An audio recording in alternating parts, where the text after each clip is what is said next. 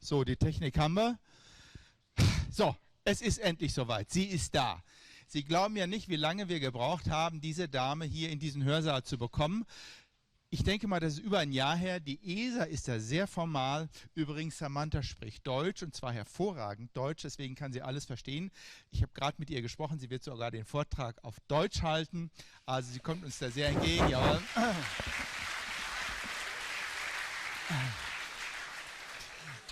Lassen Sie mich bitte eins vorweg sagen.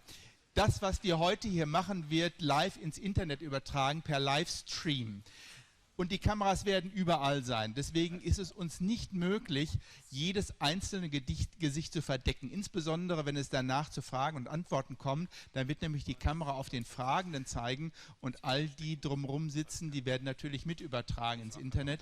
Das heißt, ich möchte an dieser Stelle Sie bitten, Ihr Einverständnis sozusagen indirekt zu geben, dass Sie dann im Bild erscheinen können, obwohl die hinteren werden sowieso nicht zu sehen sein, weil das soweit ist. Diejenigen, die das nicht wollen, weil sie vielleicht mit einer Freundin da sind, die die Ehefrau nicht sehen soll oder was weiß ich, was da. Die würde ich hiermit bitten, dann doch entsprechende Vorkehrungen zu treffen, was immer das sein mag. So. Ah, da stehen schon welche auf. So. Auf der anderen Seite ist noch ein bisschen frei. Sie können jetzt gerade noch vorne wegkommen. Kommen Sie vorne durch. Sie können gerne auf die andere Seite gehen, wenn Sie wollen.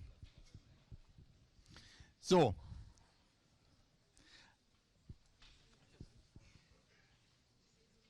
Sonst füllen wir nämlich die Plätze hier vorne noch. Okay, wir warten nämlich noch auf Besuch, deswegen haben wir hier vorne ein paar Plätze reserviert. Ich würde vorschlagen, die behalten wir nochmal frei, wenn der kommt. Wenn nicht, dann könnten wir nach dem Beginn des Vortrags auch die 3 Plätze hier vorne besetzen. Ansonsten kommen Sie rein, setzen sich auf die Stufen. Das kennen Sie aus den Vorlesungen, das ist überhaupt kein Problem. Da vorne sind auch noch Stufen. Einfach hinsetzen, Sie brauchen da nicht stehen. Ach, kommen Sie, kommen Sie, kommen Sie. Kommen Sie, man muss hier nicht stehen. Kommen Sie rein.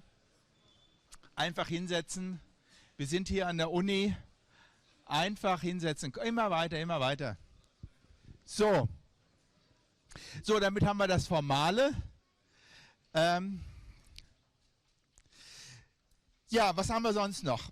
Nun, wir haben uns natürlich überlegt, wie können wir so einen hohen Gast richtig begrüßen und deswegen sind wir natürlich auch zum Präsidium gegangen und haben gebeten, das entsprechend würdevoll zu begrüßen und deswegen freue ich mich, die Vizepräsidentin Frau Milanov hier begrüßen zu können und ich darf Sie gerade nach vorne bitten, um ein paar Grußworte zu sprechen. Bitte, Frau Milanov. Nehmen Sie das? Ja, gerne. Wir haben leider keine andere. Also ich muss mir entschuldigen, weil mein Deutsch immer noch im Progress ist und ich möchte gerne, wenn das erlaubt ist, auf Englisch meine Begrüßung machen. Dear ladies and gentlemen, dear students, dear colleagues, dear scientists, dear astronauts, I never thought I would be the only person on stage who has not been in space. But I am working on becoming a planetary shape, so maybe that helps us bring some bonds together.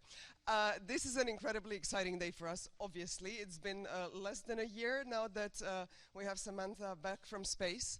And I think, all followed really closely her adventure, both before in preparing for this amazing mission, as well as her time since.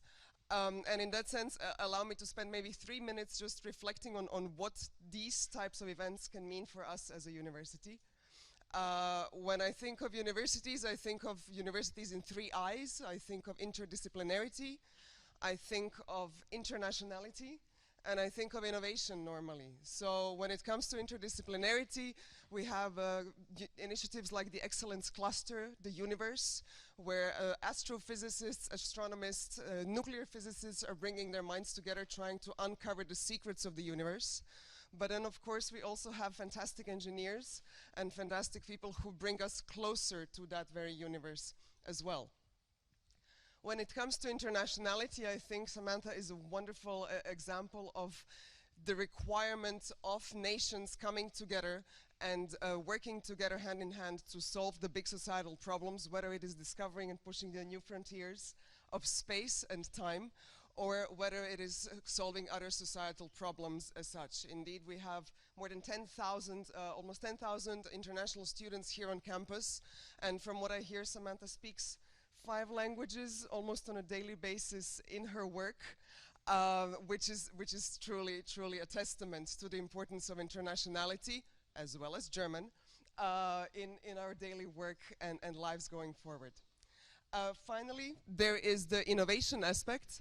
The innovation aspect often results from the combination of interdisciplinarity and internationality. Real new ideas are brought when you have people coming together, clashing different perspectives. One wonderful example is actually, I met right in front of the door, is the Hyperloop initiative. I'll be delighted to meet these students on Monday, actually. And they're obviously coming from an impressive working group together with DLR and other institutions, fighting together to push the frontiers of better transportation and building more sustainable planets. So in this case, it's a group of 37 students from 17 countries and 7 disciplines. So 7 is a magical number somehow, but in that sense, it's really fantastic to see such a group of students, made by students for the students, pushing the frontiers further and becoming one of the 30 teams to place themselves into the finalists of the SpaceX Hyperloop Challenge. So, and only 1 from Germany and only 2 from Europe, if I'm not mistaken. So it's fantastic. From what I understand, Samantha is also still in touch with this group, and this brings me to the 4th eye. And the 4th eye is the one that I haven't thought about as much lately, and this is a true moment to think about it, because the 4th eye, I think, is one of inspiration. And in that sense, I think universities should be places of discovery, of pushing our knowledge forward, but also pushing the self-discovery forward. And it is, in my life at least, when I think of the pivotal decisions and inspiration that I've had, it was typically related to inspiring people who have shared a world and discovered the world through a different perspective, through different eyes. And in that sense, I cannot imagine a better person to discover a new landscape for us and give us a new perspective than our wonderful alumna, whom we thank, together with Professor Walter, for coming together and sharing her perspective with us. Thank you so much. Thank you for the attention. Thank you very much.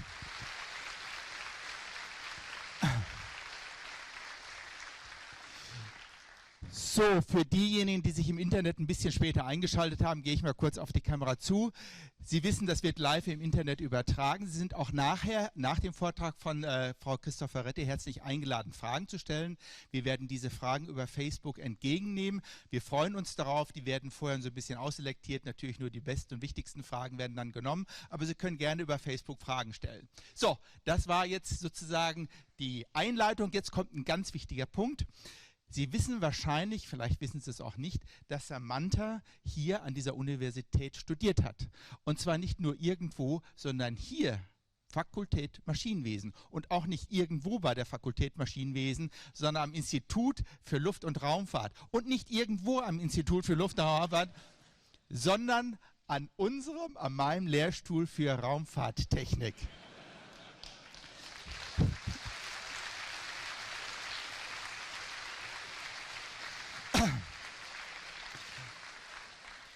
Damit gebe ich natürlich einen, nicht nur Vorschlag, sozusagen eine Empfehlung, jeder, der Astronaut werden will, kommt an uns nicht dran vorbei, muss man so zu formulieren. Also kommen Sie zu unserer Lehrstuhl, Sie müssen natürlich vorher wirklich ein exzellenter Student sein, aber dann sind die Chancen wesentlich größer, wirklich Astronaut zu werden.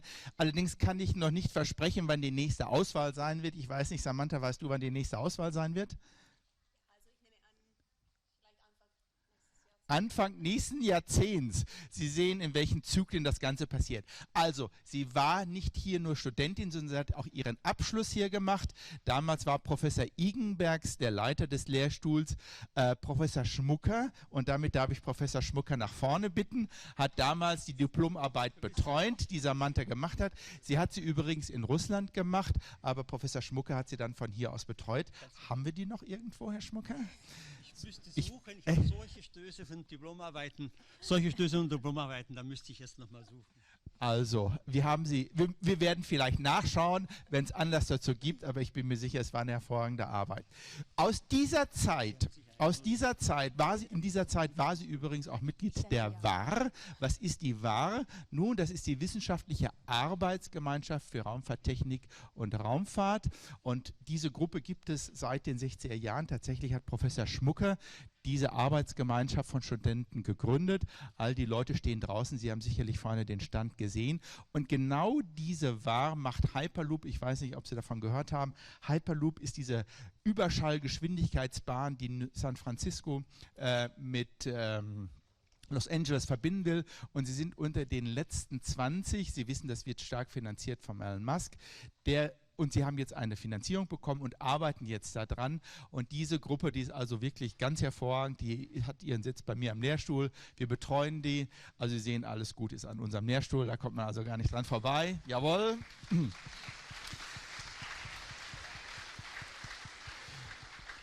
Und Samantha hatte bei ihrer Mission im Weltraum, hatte sie Teile mit dabei. Das ist durchaus üblich. Es gibt so ein Personal Package Kit, also ein kleines Schächtelchen, wo man Erinnerungen reintun kann. Das hatte Samantha auch mitgehabt, und sie hat 2 Teile geflogen. Und wir beginnen mit dem ersten, ich möchte fast sagen, wichtigeren Teil. Das ist nämlich ein Emblem der WAR. Das hat sie jetzt mitgebracht und möchte es der WAR übergeben. Also, ich möchte den Vertreter der WAR jetzt mal nach vorne bitten. Bitte schön. Sie sind Herr Lungu, Paul. Lungu, kommen Sie und Hallo. Los geht's. Gut, das ist jetzt wirklich eine Kleinigkeit, aber die Jungs und Mädels der WAR, die hatten sich bei mir gemeldet vor meinem Flug, und ich glaube, in diesem Umschlag, der da kam, da gab es diese kleinen Sticker, und dann habe ich mir gedacht, als ich eingepackt habe für den Weltraum, den nehme ich jetzt auch mit. Ich habe auch Bilder, die Bilder habe ich aber heute noch nicht gefunden, die werde ich aber finden, aber dahinter steht der Stempel von der ISS, also das war auf jeden Fall im Weltraum. Okay. Es ist zwar auf Russisch, weil die Russen sind eigentlich diejenigen, die die Stempel haben, aber stimmt, ja. Okay. Also bitteschön. Alles klar, ich danke Ihnen. Vielen Dank. Danke.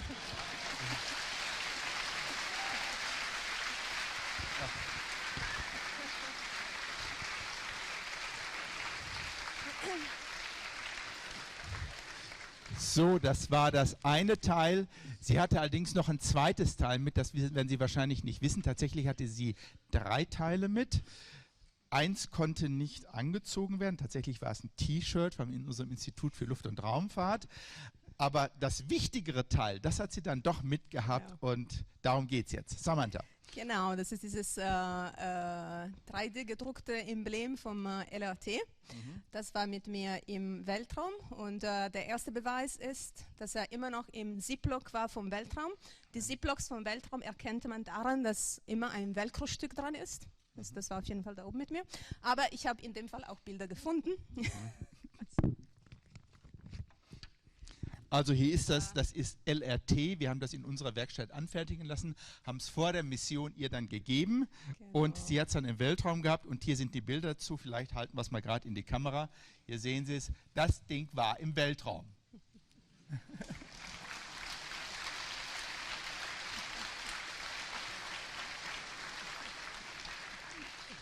So, vielen Dank, Samantha, dass du an unseren Lehrstuhl gedacht hast. Wir sind da sehr froh. So, und damit haben wir eigentlich den vorauslaufenden Teil hinter uns. Und damit möchte ich eigentlich direkt übergeben an Samantha. Wir sind gespannt auf deinen Vortrag. Sie wird ihn übrigens in Deutsch halten. Vielleicht, bevor wir das machen, vielleicht doch noch mal eine ganz kurze Übersicht über das Leben von Samantha. Sie ist Jahrgang 1977. Sie hat damals am Erasmus-Austauschprogramm teilgenommen, hat dann hier im Rahmen dieses Erasmus-Programms vom Jahre 2001 von 1996 bis 2001 hier studiert. Sie war dann allerdings auch ein Jahr in Moskau, hat dort ihre Diplomarbeit gemacht, die dann von Professor Schmucker betreut wurde. Danach ist sie zurück nach Italien gegangen, ist zur italienischen Luftwaffe gegangen, hat dort eine Ausbildung gemacht zur Kampfpilotin, hat dort einen weiteren Abschluss gemacht, ihren Master in Luft- und Raumfahrt, war dort in 2 Geschwadern und ist dann nominiert worden als Astronautin bei der ESA.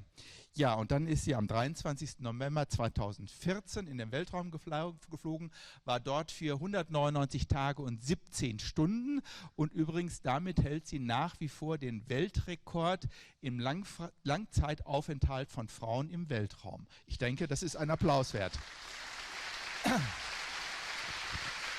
Danke, danke.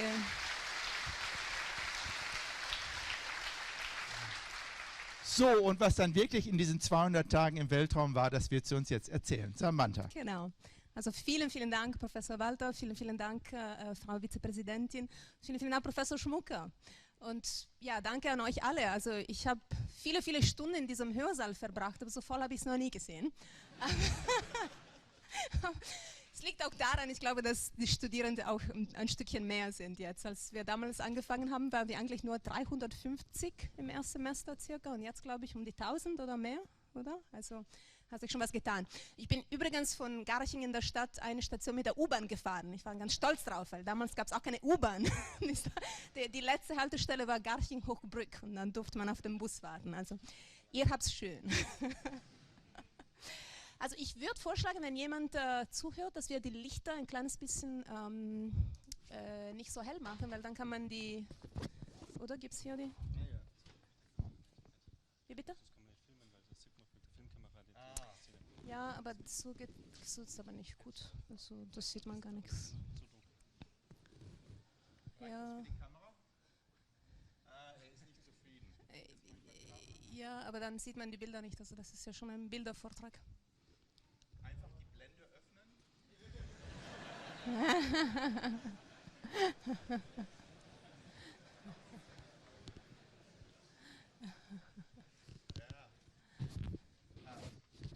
Jetzt machen wir es mal so, wir machen das Licht aus und dann schauen wir mal, was die Kamera dann noch so bringt. Und wenn ich dann große Beschwerden höre, dann mache ich das Licht wieder ein bisschen an. Ist das in Ordnung? Gut, wunderbar. Ja. Okay. So, jetzt haben wir einen Kompromiss gefunden. Ja, ihr habt es ja mitbekommen. Also ich bin da, weil, ja, vor allem, weil ich ja eben eine Alumna der TU München bin und darauf bin ich sehr stolz. Und hauptsächlich deswegen nehme ich an, dass ich eingeladen wurde, weil ich das Privileg hatte, vor circa 1,5 Jahren in den Weltraum zu fliegen. Und ich durfte dann 200 Tage im Weltall verbringen. Und das war natürlich das große Abenteuer meines Lebens. Davon habe ich geträumt, seitdem ich ein Kind war. Und in eurem Alter hatte ich natürlich schon entschlossen, dass das mein Ziel war, obwohl man kann es natürlich nicht planen. Also es gehört schon sehr, sehr viel Glück dazu, Astronautin zu werden. Ja, dieser Traum ist in Erfüllung gegangen an dieser Nacht. Das Bild ist eigentlich sehr schön, aber man sieht es ja nicht so richtig. Das war der 23. November 2014. Der Ort ist Baikonur in Kasachstan. Das kennt ihr wahrscheinlich als der historische russische Kosmodrom. Also ja, da sind ja von Baikonur sind Juri Gagarin und Valentina Tereshkova und alle diese Pioniere, von denen wir so oft hören, sind von dort gestartet. Übrigens nicht von diesem Startplatz. Normalerweise startet man heute immer noch wirklich von dem Startplatz Gagarinski, also wo wirklich Juri Gagarin dann gestartet hat vor über 50 Jahren. Da wurde gerade gewartet, also da waren Wartungsarbeiten und dann durften wir dann 1 Stunde länger mit dem Bus fahren bis zum Starter und dann bin ich eigentlich eingeschlafen. Es war Mitternacht, ich war müde. Also die Leute können es nicht glauben, aber ich bin eigentlich auf dem Weg zu meiner Rakete eingeschlafen. Das ist immer die Geschichte, die ich erzähle, wenn ich sage, ich kann immer und überall einschlafen. Aber klar, danach ist es sehr spannend geworden. Also wir saßen dann zu dritt ganz oben auf dieser Rakete. Gibt es keinen Laser oder doch? Ja, da ganz oben. Wir sind ungefähr 2,5 Stunden vor dem Starter, sitzt man dann in die Kapsel rein. Man wird so richtig, also da gibt es ja Leute, die dir helfen, sich da richtig anzubinden mit dem ganzen Gürtel und so weiter. Und es gibt dann ein paar Vorstartoperationen, die durchgeführt werden müssen, um sicherzustellen, dass auch alles gut funktioniert und klappt. Aber dann wartet man auch. Und das ist eigentlich sehr spannend, weil die ganze Welt ist da draußen und man kann sich wirklich auf den Start freuen. Ich hatte erwartet, dass ich dann nervös werde oder so, aber eigentlich, es war wirklich eine Zeit der absoluten Freude. Also als wir endlich mal diese Luke zugemacht haben und dann waren wir einfach zu dritt da drin und dann wussten wir, höchstwahrscheinlich gehen wir jetzt in den Weltraum. Ja, wir waren natürlich zu dritt, also man ist ja nicht alleine. Das ist meine Crew. Also in der Mitte sieht ihr Anton Shkaplerov, das ist der russische Kosmonaut. Immer ein Russe ist der Kommandant der Soyuz-Kapsel oder eine Soyuz-Mission. Und auf der linken Seite Terry Wirtz, das ist ein NASA-Astronaut. Von Background her sind wir eigentlich alle drei Militärpiloten unserer Luftwaffen, also der amerikanischen, der italienischen und der russischen, was eigentlich ganz lustig war. Also man hat unter Kampfpiloten immer so eine Art, sich zu verständigen, überall in der Welt. Und wenn ihr mal Spaß an Luftfahrt habt oder an Flugzeugen, ihr könnt euch mal unsere Patch mal angucken, das findet man auch im Internet. Und da gibt es eigentlich ganz viele Referenzen zur Luftfahrt und zu Flugzeugen und zur Fliegerei. Da könnt ihr mal ein bisschen Spaß haben, sie alle zu finden. Ja, so hatte ich meine Crew. Also ich habe gesagt, ich war ja von der Kindheit her davon überzeugt, dass ich in den Weltraum wollte. Und natürlich, als ich ein Kind war, habe ich mir also von so einer Crew geträumt. Und ich wollte natürlich irgendwann mal Captain meines eigenen Raumschiffs werden, so vielleicht so ein Raumschiff. Gut, dazu ist es nicht ganz gekommen, aber trotzdem war es ziemlich cool. Also ich habe doch meine eigene kleine Kapsel, also nicht meine eigene, also wir waren ja zu dritt, aber wir haben unsere eigene Weltraumkapsel bekommen. Die ist nicht ganz so groß wie die Enterprise. Ich weiß nicht, ob ihr die Soyuz kennt, aber die ist eigentlich ziemlich klein. Also von vorne bis hinten sind es wirklich nur 7 Meter, das war's. Und eigentlich auf dem Weg zur Raumstation ist man nur in diesem mittleren Teil drin. Also der Terry und Anton, da gab es eine Pause zwischen den Burns, den Engine Burns, und wir durften auch kurz vielleicht auch hier die Toilette benutzen. Ich durfte das nicht, weil wegen der Arbeitsaufteilung. Und da war ich dann wirklich die ganze Zeit in diesem kleinen Raum da in meinem Sitz eingespannt. Ist aber auch nicht so schlimm. Also ich fand es, also es sind ungefähr 6 Stunden bis zur Raumstation. Und gerade für mich, ich war ja zum ersten Mal im Weltraum, das war auch eine Zeit, um das ein bisschen zu entdecken, und ich habe mich eigentlich auf die Zeit da gefreut. Ist ja ganz lustig, es dauert, wisst ihr, wie lange es dauert, bevor man also wie lange arbeitet so eine Rakete, bevor man dann in den Erdumlaufbahn ist, ungefähr? Eine Ahnung? Nee? Alle schei? Ja? 2 Minuten, ein bisschen mehr, aber Größenordnung ist nicht falsch. Also 8 Minuten, also 2 Minuten ungefähr die erste Stufe und dann insgesamt bis wirklich alle 3 Stufen. Also es ist eine 3-stufige Rakete oder 2,5, je nachdem, wie man das rechnet. Und insgesamt sind es 8 bis 9 Minuten, ein bisschen weniger als 9 Minuten eigentlich. Und dann ist man schon im Weltraum. Und dann ist man zum ersten Mal, also für mich zumindest, ich war die Einzige, die zum ersten Mal in den Weltraum flog, zum ersten Mal wirklich schwerelos für eine längere Zeit. Also ich war schon mal auf Parabelflüge, aber das ist was ganz anderes. Das sind ja nur 20 Sekunden und gleich danach kommt Hyper-G, weil das Flugzeug dann aus dem Dive rauskommt. Und es war ganz lustig, weil das Gehirn muss sich daran gewöhnen. Und was mir zum Beispiel passiert ist, jeder ist anders, aber was mir zum Beispiel passiert ist, für die erste halbe Stunde oder sogar Stunde, habe ich eigentlich das Gefühl gehabt, dass ich nach vorne falle. Ich dachte die ganze Zeit, ich falle auf diese Konsole, die vor mir ist, wo die ganzen Displays sind und Knöpfe und so weiter. Und ich musste mich wirklich davon überzeugen, ich falle nirgendwo hin. Es ist nur, dass mein Gehirn sich daran gewöhnen muss, dass die Schwerkraftstimulus nicht mehr da ist. Ich durfte auch aus dem Fenster einen Blick werfen, das war auch schön. Ich habe ja zum ersten Mal den Sonnenaufgang gesehen und das ist ja auch ganz lustig, wie dann das Licht sich bewegt auf der Erdoberfläche und mehr von der Erde auch sichtbar werden. Das habe ich dann zum ersten Mal beobachtet. Aber mein Job im Prinzip war, als wir dann gekommen sind in den Umlaufbahn, die ganzen Systeme, die ganzen Bordsysteme zu checken. Also ich war Bordingenieur, also auf der Soyuz ist in der Mitte der Kommandant. Der ist hauptsächlich verantwortlich, die Engine Burns zu beobachten, also dass die Soyuz wirklich die richtige Attitude einnimmt und dass die Raketentriebwerke auch so lange arbeiten, wie sie arbeiten sollen. Und als Bordingenieur ist man ein bisschen mehr für die Systeme des Raumschiffes zuständig. Also hauptsächlich direkt nach der Injection schauen, dass man jetzt keine Luft verliert in dem Weltraum, dass alle Systeme in Ordnung sind, dass man auch sicher in den Erdumlaufbahn gekommen ist. Ansonsten gibt es sowas wie ein Emergency Descent. Ansonsten ist das der kürzeste Flug statt der längste und man kommt direkt wieder nach Hause. War in unserem Fall dann natürlich alles in Ordnung. Und nach circa 6 Stunden, also 6 Stunden sind 4-mal um die Erde, also jede 90 Minuten ungefähr fliegt man um die Erde herum, also 4-mal drum, ungefähr 6 Stunden und dann sind wir zu unserem Ziel gekommen. Das kennt ihr natürlich bestimmt. Das ist die internationale Raumstation. Also ich nenne das gerne so auf Englisch Humanity's Outpost in Space, weil das ist ja natürlich die einzige Raumstation, die wir haben als Menschen und ich finde es schon, dass das ein bisschen der ganzen Menschheit gehört. Die heißt ja auch international, weil das ist ja das Produkt von einer riesen internationalen Zusammenarbeit. Gut, die größten Partner, wisst ihr natürlich, sind die Amerikaner mit der NASA und die Russen, aber es gibt eine Mitbeteiligung natürlich von Europa, von der Europäischen Raumfahrtagentur, von den Japanern und sogar von den Kanadiern, also absolut international. Es hat ein Weilchen gedauert, sowas zu bauen. Es ist ja riesengroß. Also mich fragen die Leute manchmal, war es jetzt nicht schlimm, 200 Tage in so einem engen Raum zu leben? Also als Studentin war mein Raum viel kleiner.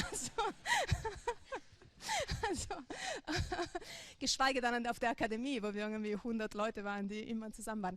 Nee, da gibt es eigentlich sehr, sehr viel Platz. Es ist riesengroß. Also es ist ungefähr wie ein Fußballfeld. Also hier in der Richtung sind alle die Druckmodule, sind diese Zylinder, wo drin auch Luft ist, bei ungefähr einem normalen atmosphärischen Druck und einer normalen Zusammensetzung wie auf der Erde, bis auf ein bisschen mehr CO2. Das ist durchaus nicht angenehm, aber wir können das CO2 nicht so niedrig halten, wie die Pflanzen das auf der Erde für uns tun. Und dann auf dieser Seite, das ist so wie ein Kreuz, das ist dieser Truss und das sind natürlich die großen Solarpaneele aufgebaut. Hat ungefähr, ja, über 10 Jahren eigentlich gedauert, sie komplett zu bauen. Also der erste Teil, das erste Modul wurde 98 in den Weltraum geschickt und der letzte Teil eigentlich 2010, das war Node 3. Seht ihr hier mit der Cupola da unten. Wird aber im Prinzip auch noch ein bisschen ausgebaut. Also ihr habt bestimmt zum Beispiel gehört in den letzten Tagen von diesem Beam, das war diese aufblasbare Modul.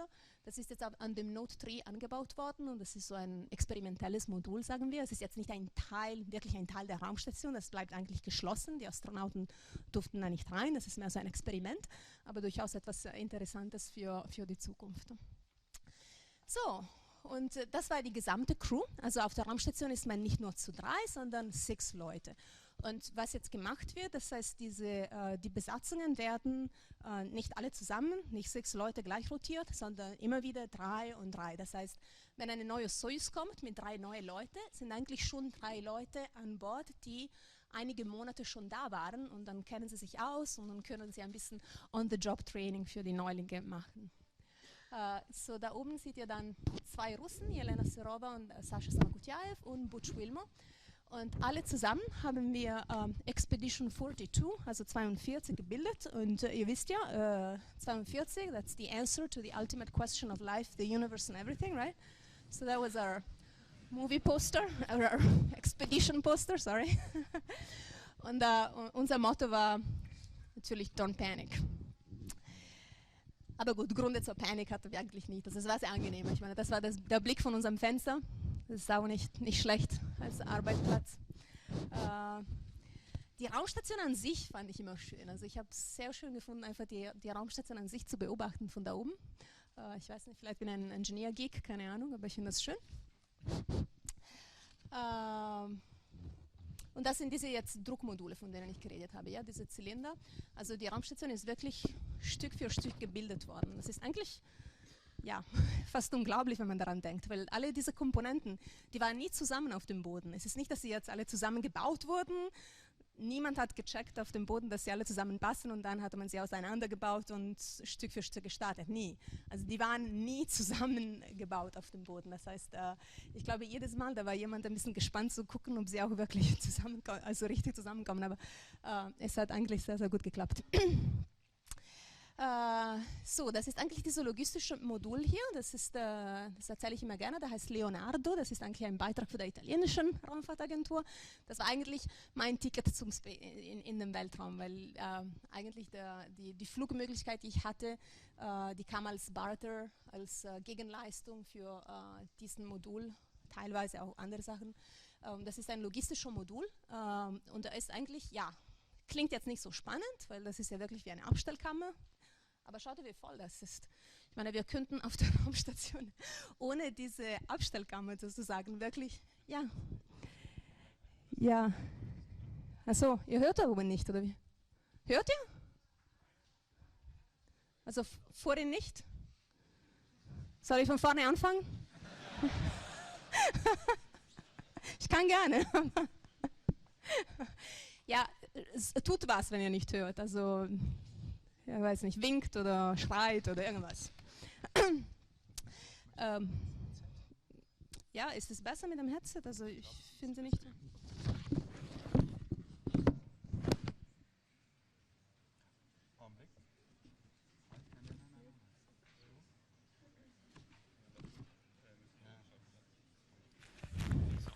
Hallo, hallo?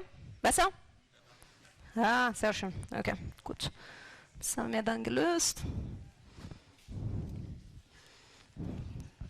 Es ist schön, das ist wie in der Raumfahrt, es gibt immer ein Backup. Ja, was ich sagen wollte ist, es ist wirklich sehr viel los auf der Raumstation. Ich meine, wir machen viel Wissenschaft, wir machen viel Wartung, Instandhaltung, wir bauen die Systeme aus, wir wollen sie verbessern und es gibt 6 Leute an Bord. Das heißt, es gibt sehr, sehr viele Dinge und wir brauchen wirklich Platz, um sie runterzukriegen und sie auch wiederzufinden. Das ist auch manchmal nicht so einfach und deswegen ist diese Abstellkammer sozusagen eigentlich sehr, sehr wichtig. Aber die meisten Module natürlich sind jetzt Labore. Also die Raumstation ist ein Riesenlabor. Hauptsächlich, was wir da oben machen und machen wollen, ist Wissenschaft. Wissenschaft in der Schwerelosigkeit. Wieso ist es wichtig, Wissenschaft in der Schwerelosigkeit zu machen? Weil es gibt Phänomene, die eigentlich nur in diesem Zustand vorkommen. Die kommen auf der Erde gar nicht vor, weil wir unter dem Einfluss der Schwerkraft leben. Oder manchmal kommen sie vor, aber die können nicht beobachtet und gemessen werden, richtig, weil sie sich vermischen mit anderen Phänomenen. Also wenn ihr zum Beispiel denkt an Erstarrungsphänomene von Metallen, ich meine, da gibt es ja Buoyancy-Effekte, also Konventionseffekte, die sind schwerkraftbedingt. Und wenn man jetzt pur Diffusionseffekte zum Beispiel messen möchte, dann muss man, um sie auseinanderzuhalten, eigentlich das im Weltraum machen, weil dann sind die Konvektionseffekte dann nicht da.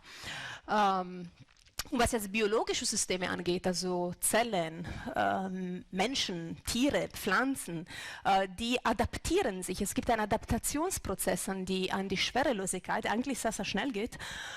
Und wir wollen eigentlich verstehen, wie das funktioniert. Auf der einen Seite, weil wir wollen vielleicht mal eines Tages länger im Weltraum leben, aber auf der anderen Seite, weil wir grundsätzlich dann verstehen, wie unser Körper funktioniert. Zum Beispiel, welche Gene aktiviert werden in diesem Fall. Und dann haben wir einfach ein grundlegendes Verständnis, wie unser Körper oder Pflanzen oder Tiere funktionieren. Und das können wir zum Beispiel in der Medizin anwenden. Also wie gesagt, sehr viele Labore an Bord. Das ist das Europäische Labor Columbus. Da oben sieht eigentlich ein Kollege von mir, Hans Schlegel, oder von uns, der da mitgebaut hat am Columbus, als dann ganz neu auf der Raumstation gekommen ist, in 2008, glaube ich. Und das ist das Columbus drinnen, also das seht ihr im Background. Also ich habe im Columbus als Europäerin auch natürlich sehr viel gearbeitet. Also ich war ein Stück vielleicht mehr verantwortlich dafür, weil es eben ein europäisches Modul ist. Aber gut, ich meine, Arbeit ist eigentlich nicht so schlimm, wenn man rumschwimmen kann wie Supergirl. Wie gesagt, viel Wissenschaft. Ich meine, eine der einfacheren Sachen, die wir machen, aber das machen wir auch sehr oft, sind so Blutproben zu nehmen oder Urinproben oder andere Proben. Also in Detail wollen wir jetzt nicht gehen. Aber zum Beispiel Blutproben, die kommen natürlich in die Zentrifuge, genau wie auf der Erde. Und dann kommen sie in den Tiefkühlfach.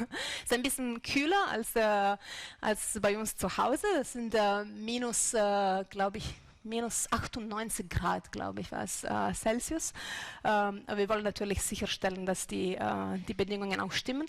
Und dann kommen diese Proben dann irgendwann zurück, wenn eine Möglichkeit zum Rückflug vorkommt. Wieso? Weil wir eben uns anschauen wollen, anhand der Biomarkers im Blut oder im Urin und so weiter, wie dieser Adaptationsprozess von Menschen an die Schwerelosigkeit vorgeht.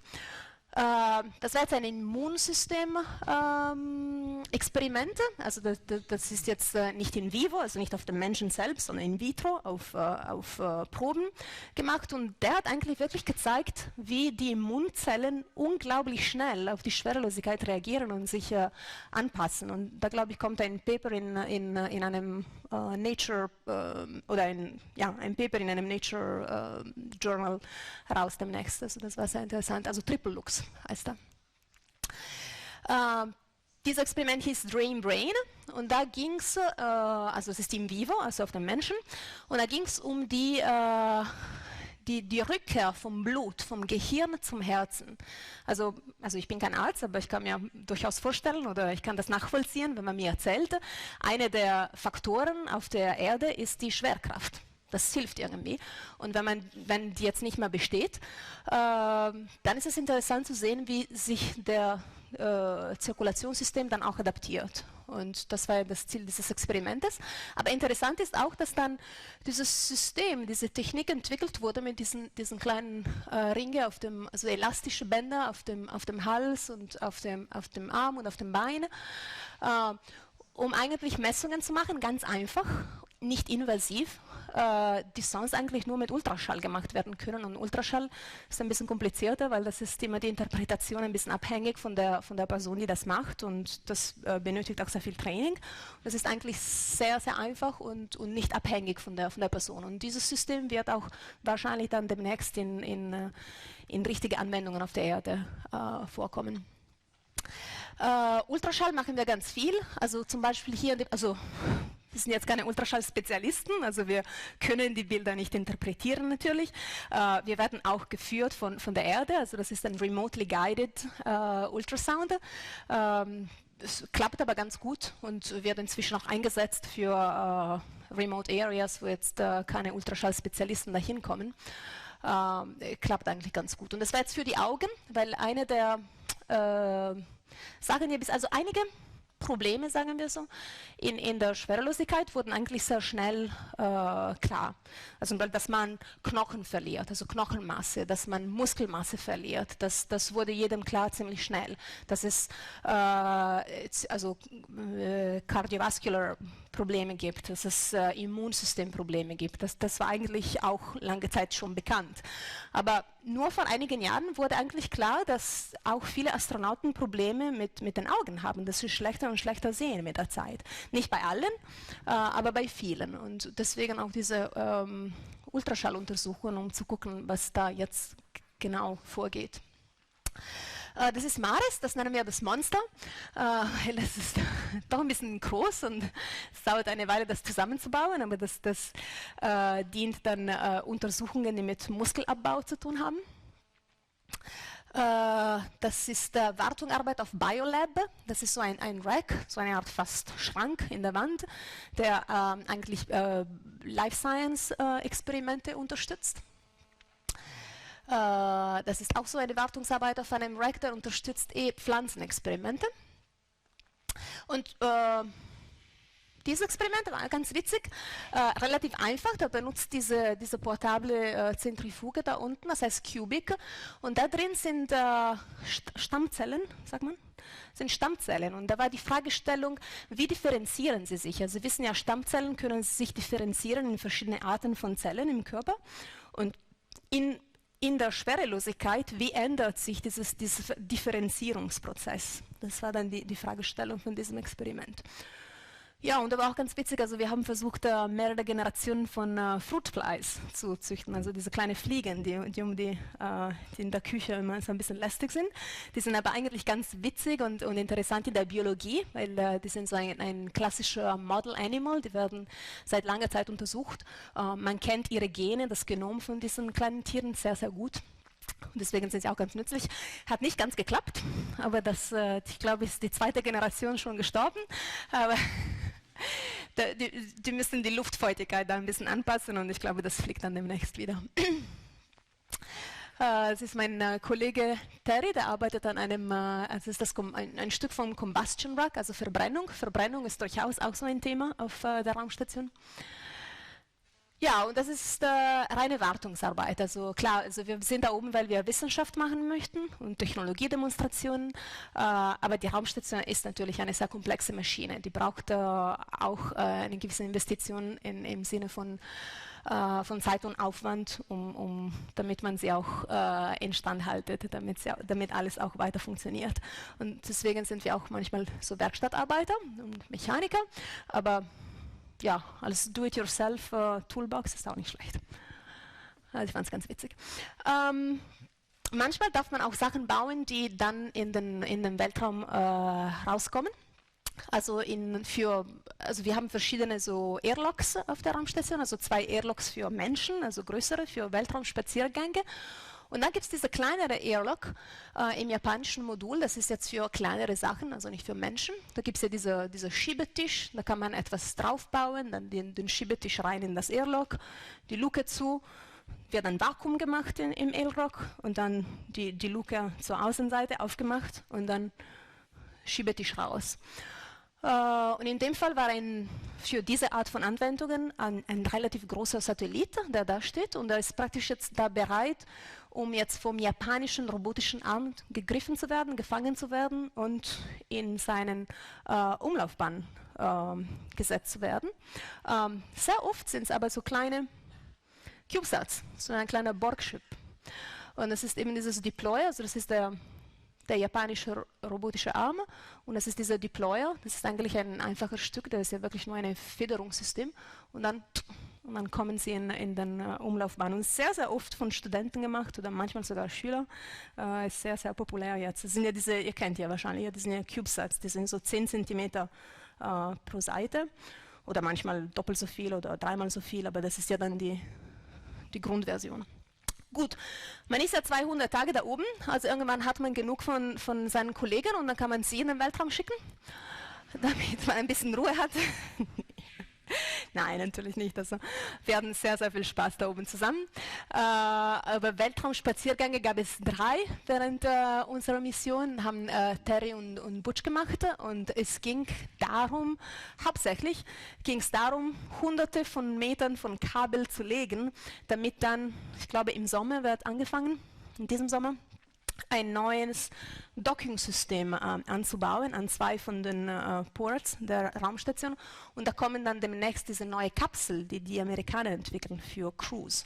Weil ihr wisst, im Moment, der einzige Weg zur Raumstation zu kommen, ist immer noch das russische Soyuz, womit wir geflogen sind.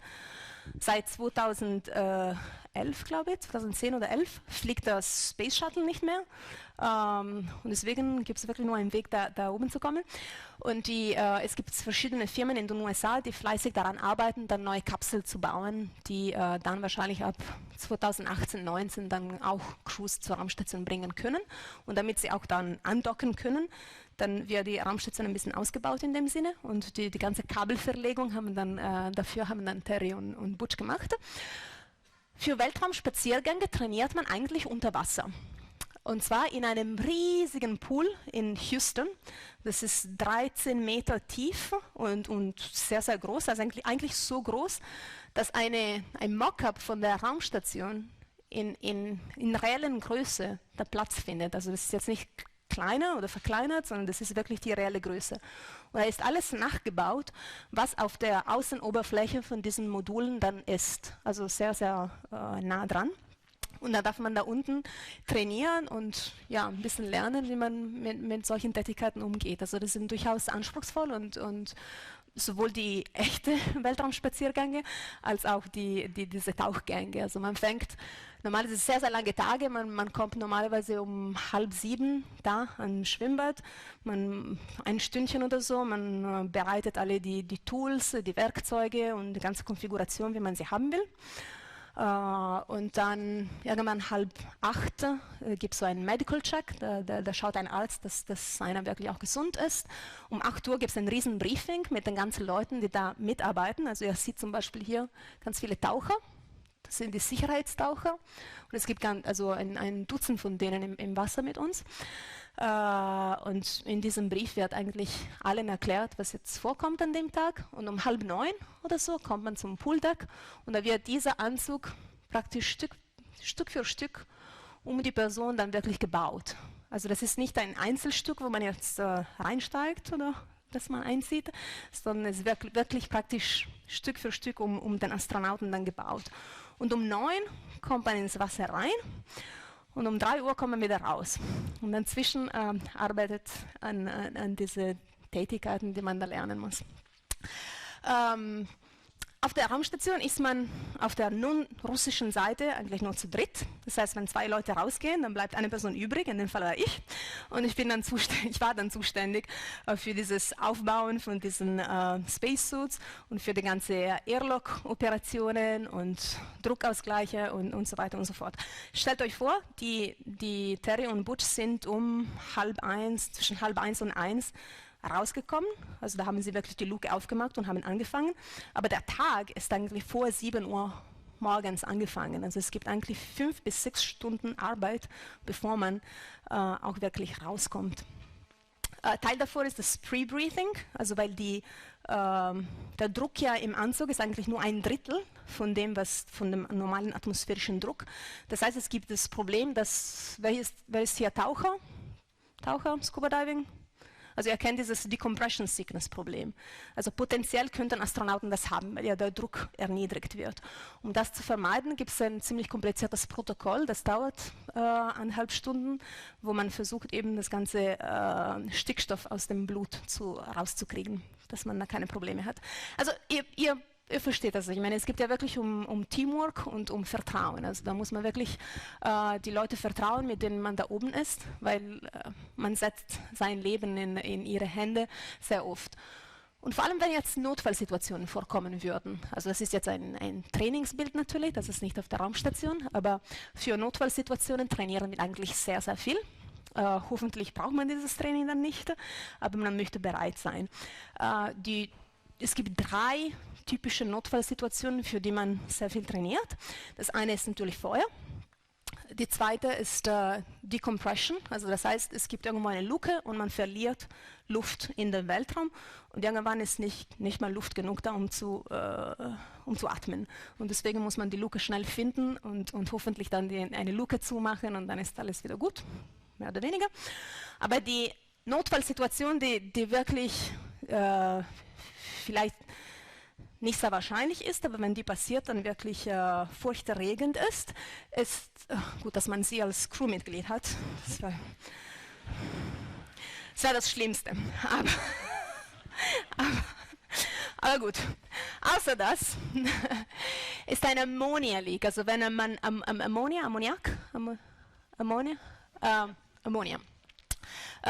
wenn man Ammonia in die Raumstation kommt. Wir haben Ammonia in den Kühlleitungen, die außerhalb der Raumstation sind und auch dann die Wärme zu den Radiatoren bringen. Und innerhalb der Raumstation in den Kühlleitungen ist eigentlich Wasser. Wasser ist nicht schlimm, aber es gibt natürlich ein Interface, es gibt die Wärmetauscher.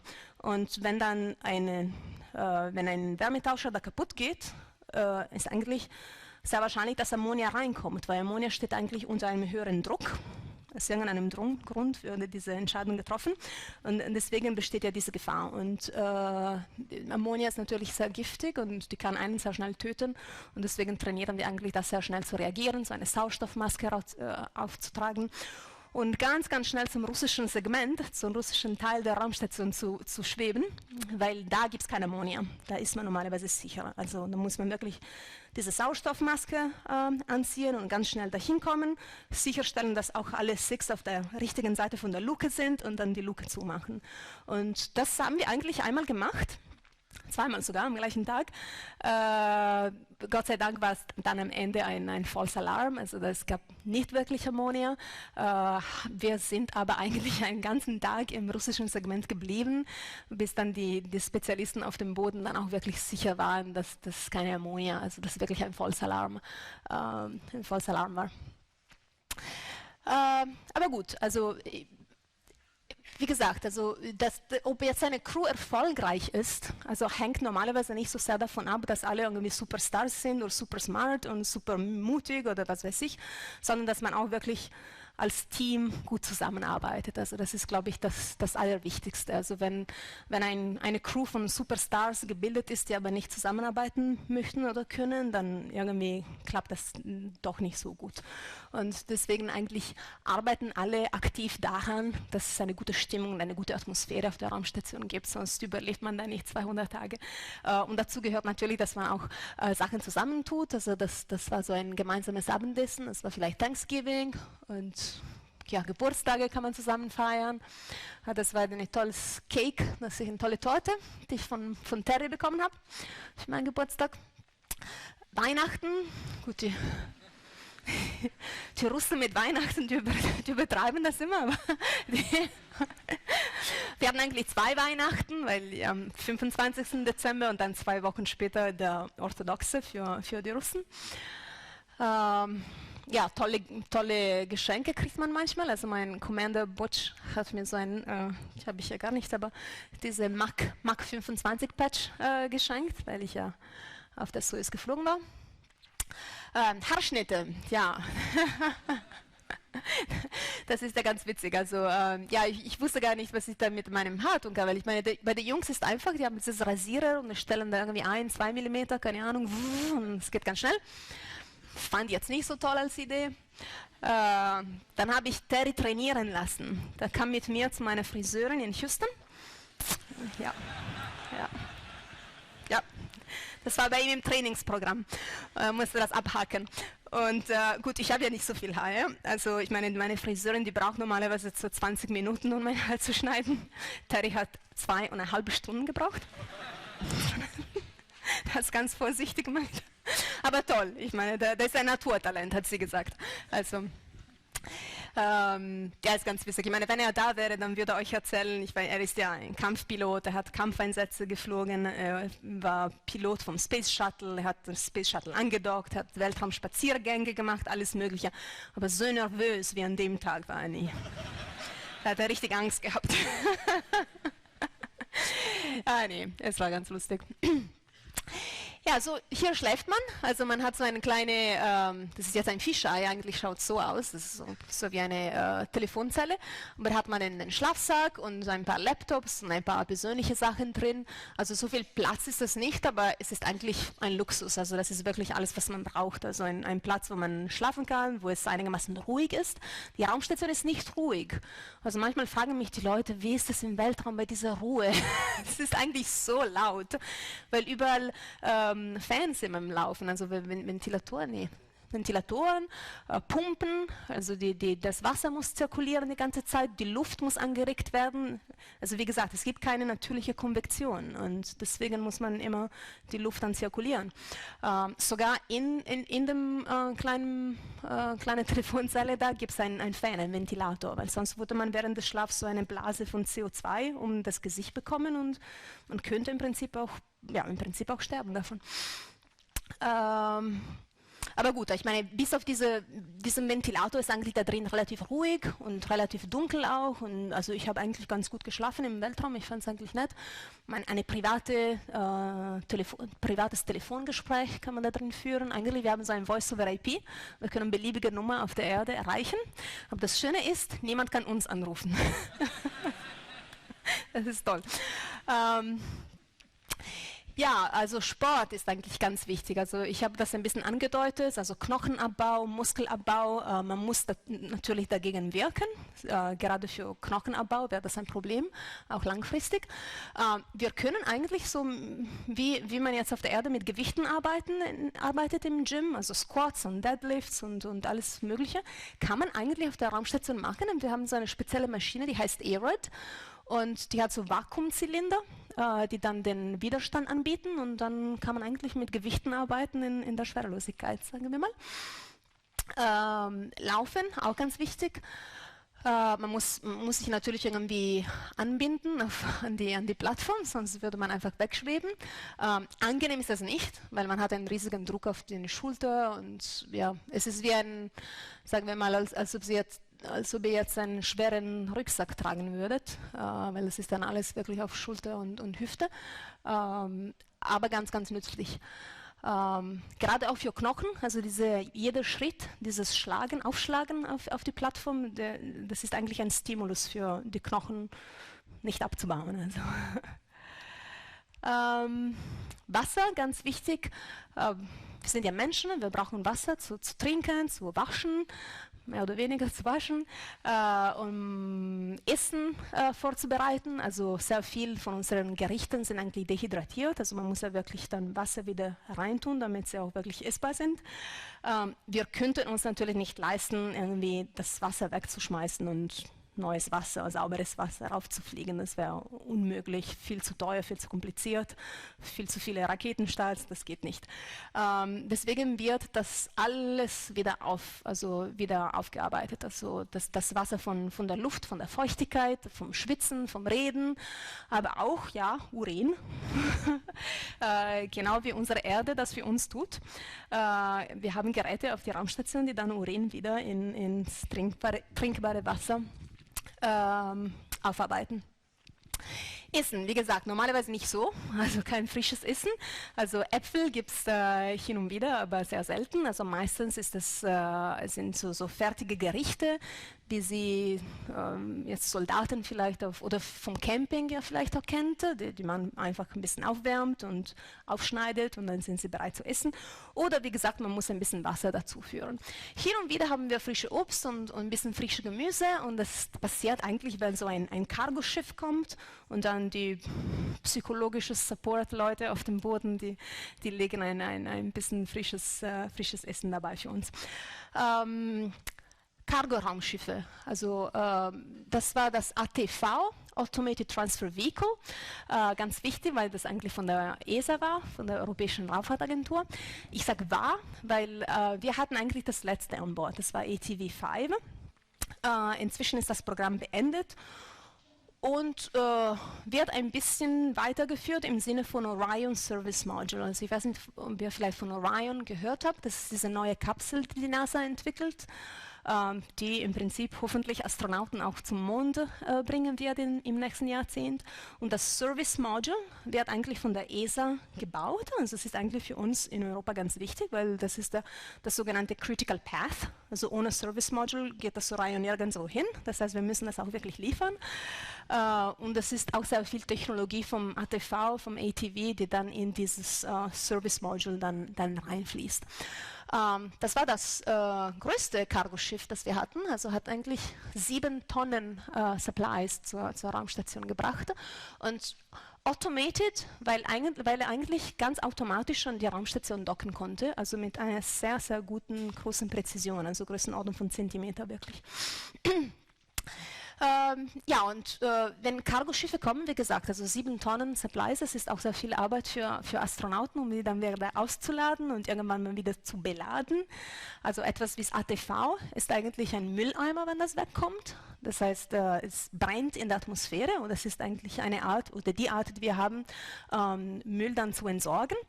Und das klingt wahrscheinlich ganz einfach, es ist ja nur ein Mülleimer, einfach Sachen reinschießen und das war's, bis das voll ist. So ist es nicht. Also das Massenzentrum muss eigentlich ganz gut bekannt sein, weil die müssen dann die ganze Dynamik und die ganze Engine Burns rechnen.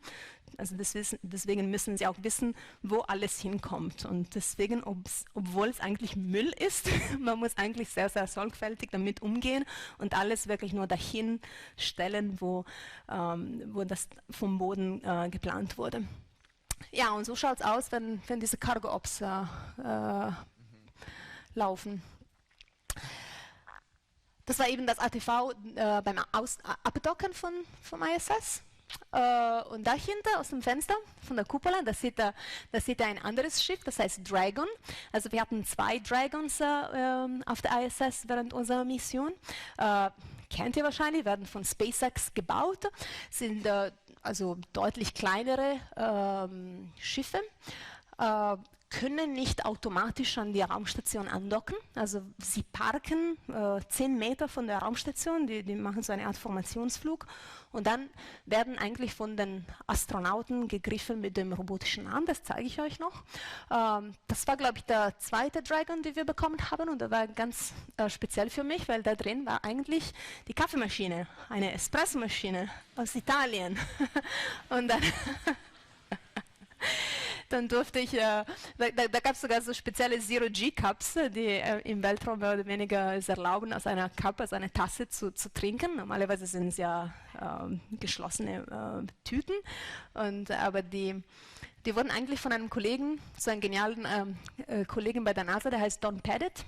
Der hat ja gedacht, wenn man so eine Tasse macht mit einem speziellen Winkel, so ungefähr so, dann ist dann die Kapillarkraft erlaubt, das dann rauszutrinken. Weil das Problem mit einer Tasse ist nicht so sehr, dass das Wasser rausfliegen würde. Ja, im Prinzip irgendwann würde es auch rausfliegen, aber wenn ich ein bisschen Wasser reintue in eine Tasse, das bleibt wahrscheinlich auf der Wand. Aber ich kann es so machen, wie lange wie ich will, aber das kommt ja nicht raus. Deswegen ist ja auch nutzlos. Aber bei diesem speziellen Winkel, dann arbeitet die Kapillarkraft für dich und dann kann man eigentlich raus trinken. Das funktioniert. Das fand ich spannend. So, wie gesagt, das ist ein besseres Bild vom Dragon und das ist dieses robotische Arm, mit dem man den auch fängt und dann wird mit dem robotischen Arm an die Raumstation angedockt. Übrigens, wir nennen das auch Canadarm 2, weil das von Kanada gebaut wurde. Mit dem Canadarm wurde die Raumstation auch zusammengebaut. Also jedes Modul, das raufkam, wurde dann mit dem robotischen Arm, also ganz am Anfang mit dem Canadarm 1, sagen wir, vom Space Shuttle und dann mit dem Canadarm 2, das deutlich größer ist, dann wurden diese Module dann zusammengebaut. Und die werden von den Astronauten gesteuert, oder ich meine, Canadarm kann auch vom Boden gesteuert werden, also wenn es jetzt langsamere Operationen sind, aber jetzt für das Fangen von diesen Cargoschiffen, das geht doch ein bisschen zu schnell, also vom Boden wäre es ein bisschen schwieriger zu machen, weil es doch ein Delay gibt. Das wird dann direkt von den Astronauten gemacht. Und es gibt so Kontrollpuls, also es gibt 2 Robotic Workstations. Eine ist in dieser Cupola, das ist ganz schön, weil man kann ja direkt rausgucken. Und dann ein Backup ist im Labor, da gibt es keine Fenster, da müsste man sich wirklich nur auf die Kameras dann verlassen. Ja, und die Cupola, das seht ihr ein bisschen, das ist das beliebteste Modul von allen Astronauten, weil das ist eigentlich das einzige, wo es eigentlich ganz viele Fenster gibt. Andere Module haben Fenster, aber das sind normalerweise so kleine runde Fenster, die unten auf die Erde gucken. Ist auch ganz witzig, aber man kann ja wirklich nur ein Stück von der Erdoberfläche sehen. Und ich finde es auch ganz lustig, also das sieht ja aus wie ein Fluss, der unter dich dann vorbei fließt. Aber von der Kuppel kann man dann wirklich die Erde von einem Horizont zum nächsten angucken. Das heißt, alle Bilder, die ihr seht von der Raumstation, wo man auch wirklich das Horizont sieht, die wurden dann von der Kuppel gemacht. Ich kann euch gut ein paar von denen, weil es eigentlich zu viel Licht gibt, dann kann man die eigentlich nicht so richtig sehen, aber das sind so Noctilucent Clouds. sind eigentlich so ganz hohe stratosphärische Wolken und die werden praktisch von unten von der Sonne beleuchtet. Und ich wollte sie unbedingt sehen und stellt euch vor, ich war 200 Tage auf der Raumstation und endlich habe ich die gesehen am Tag 199. Also nie aufgeben. Gut, Auroras sind natürlich eine der schönsten Anblicken, die wir da oben haben. Ich finde es eigentlich ganz schön immer, wenn diese Zusammenkommen von Blau und Grün gibt. Also Blau deutet natürlich daran an, dass bald jetzt die Sonne aufgeht und dann ist das Aurora dann auch gleich weg. Sonnenaufgänge und Untergänge, die sieht man ganz oft. Wie gesagt, man fliegt ja um die Erde einmal jede 90 Minuten. Deswegen im Prinzip kann man 16 Sonnenaufgänge und 16 Sonnenuntergänge sehen. Es ist ein ganz schönes Licht, das eigentlich nur für 5 oder 6 Sekunden so besteht, gerade bei Sonnenaufgang oder Untergang. Da hat man wirklich den Eindruck, dass die Raumstation brennt. Städte sind ganz witzig von oben. Das ist ja also die Stadt, wo ich geboren wurde, Mailand. Das sind eigentlich Schiffe, also Lichter von Schiffen, aber da gibt es so eine kleine Schicht von Wolken da oben, deswegen schaut es so witzig aus. Gewitter, also es ist schon beeindruckend, weil man sieht ja ein ziemlich großes Stück der Erde, deswegen gerade über Afrika zum Beispiel, also da gibt es ja ganz oft diesen riesen Gewitter und weil man ein ziemlich großes Stück von der Erde sieht, dann ist eigentlich das Tempo von diesen Blitzen unheimlich groß, da sieht man Blitze überall, das ist beeindruckend. Oder größere Taifuns, da kann man richtig ins Auge vom Taifun angucken, weil ja ein Blitz gerade kam und dann hat das beleuchtet. Ja, kennt ihr das? Schwieriger. Also ich habe sie auch gedreht, dass das Norden nach oben ist. Also ich habe euch geholfen. Gut. Da sind wir. Forschungsgelände. Also das war der 20. April 2015. Also wenn ihr da wart, dann seid ihr im Bild. Könnt ihr euch zuwinken.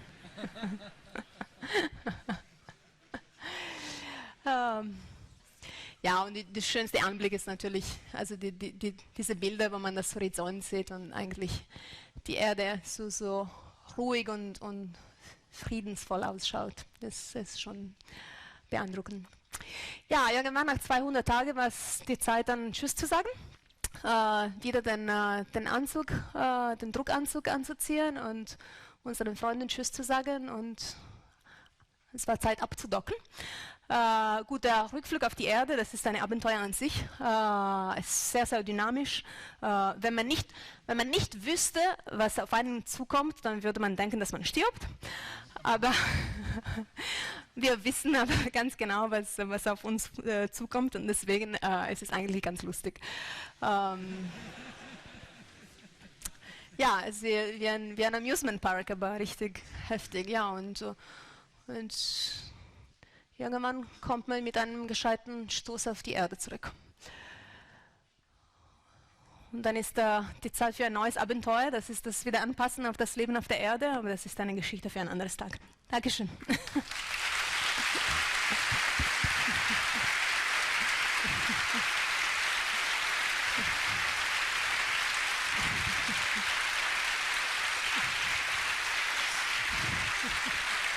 Danke.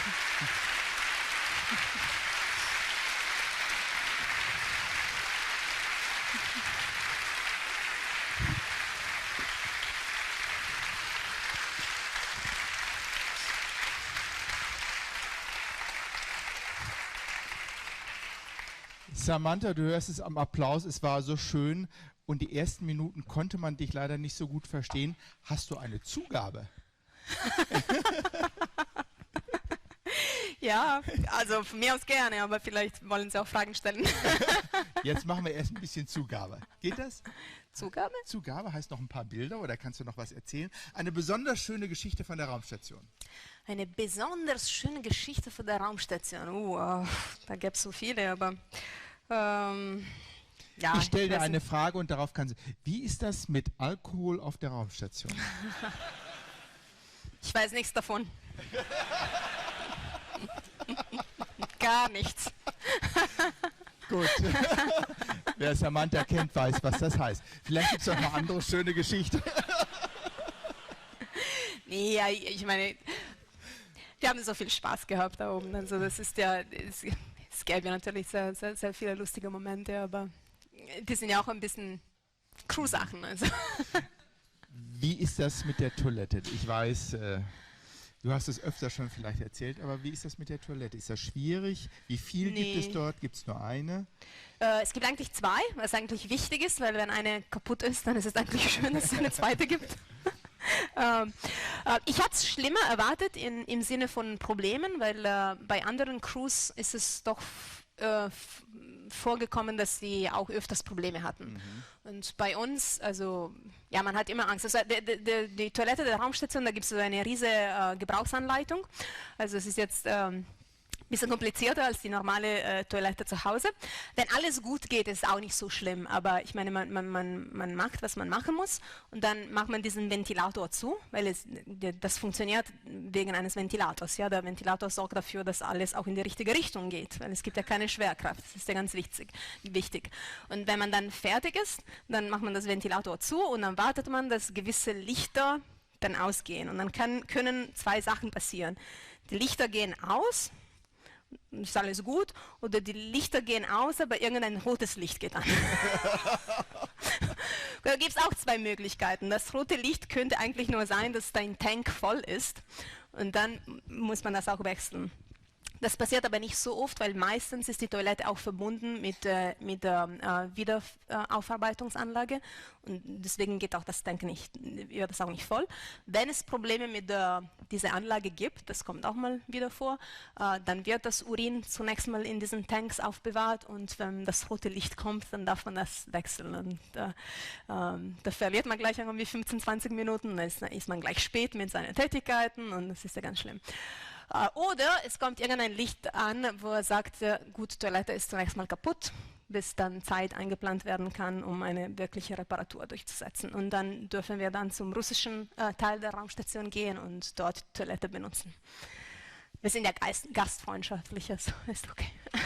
Wo wir bei der Toilette sind, du hast gerade erzählt, du bist bei der Busfahrt zum Launchpad eingeschlafen. Ist ja ungewöhnlich. Aber es gibt doch diese alte russische Tradition, dass der Bus zwischendurch anhält. Ja, ich Was habe hast du denn da gemacht? Vielleicht erzählst du etwas über diese Tradition beneidet und sagst, ich sie auf was jeden du Fall, da gemacht hast. Nee, also als Juri Gagarin in den Weltraum gestartet ist, dann er war auf diesem Bus zur Rakete, genau wie wir. Und ich nehme an, dass genau wie wir hatte er seinen Druckanzug angezogen und dann hat es eine Weile gedauert, bis dann das alles losging. Also wir haben angefangen mit dem Anziehen 5 Stunden vor dem Start. Und bei Juri Gagarin war es wahrscheinlich was Ähnliches. Und dann irgendwann war er auf dem Weg zur Rakete. Die Rakete stand da schön und er sagte, jetzt muss ich pinkeln. Und dann durfte er natürlich, wenn er schon in den Weltraum geht, dann darf er machen, was er will. Und seitdem wird das dann wiederholt von allen Crews, die dann in den Weltraum starten. Ja. Aber du hast geschlafen. Nee, also zu dem Zeitpunkt, also das passiert ja wirklich direkt fast vor der Rakete. Also das war ja, also unsere einstündige Fahrt war fast zu Ende. Also jemand hat mich schon geweckt. Aber nee, die Kollegen machen das. Also ich hab da nicht teilgenommen. Aber ich habe sie beneidet, weil ich meine, ich glaube, es gibt da die Russen, die lieben Traditionen und Ritualen und so weiter. Aber ich glaube, diese spezielle Tradition hat einfach überlebt, weil es Sinn macht. Ich habe sie echt beneidet. Aber gut. Gut, damit eröffne ich die Fragestunde. Also damit ist jeder offen, eine Frage zu stellen. Ich höre mal zu, welche Fragen es gibt. Wie gesagt, auch über Facebook können Fragen gestellt werden und die werden mir dann übergeben. Aber hier vorne habe ich schon eine Hand gesehen. Bitte schön. Hallo. Vielleicht Hier. erst den Namen. Ist nicht an.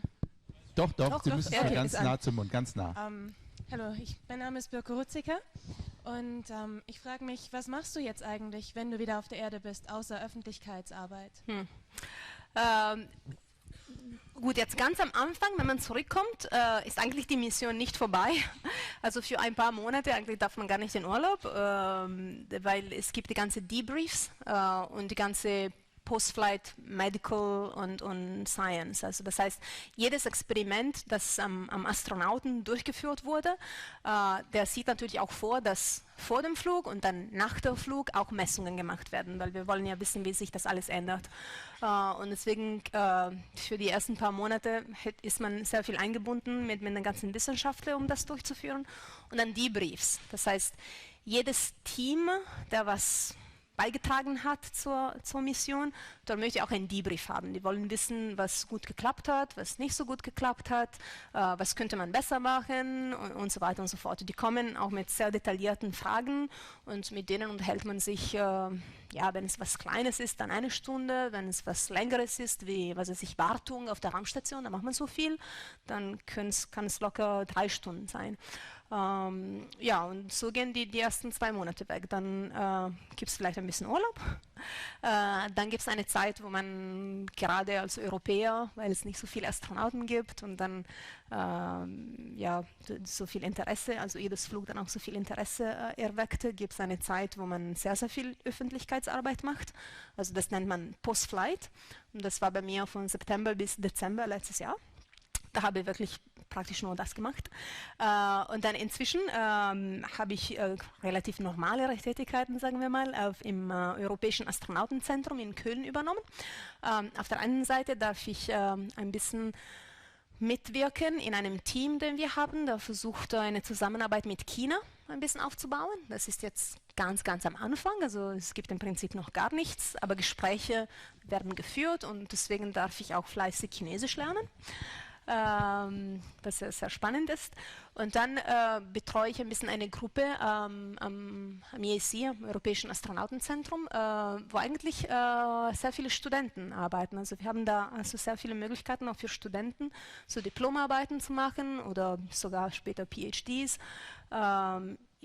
Wo wir uns ein bisschen überlegen, welche Technologien könnten nützlich sein in 10, 15, sogar 20 Jahren für Mondmissionen zum Beispiel. Also das sind ja so bei einem sehr niedrigen TRL, also Technology Readiness Level, also praktisch 0, 1, 2, also sehr niedrig, aber es sind ein bisschen Überlegungen, wo man Ideen untersucht und so weiter. Das nennen wir Spaceship EAC.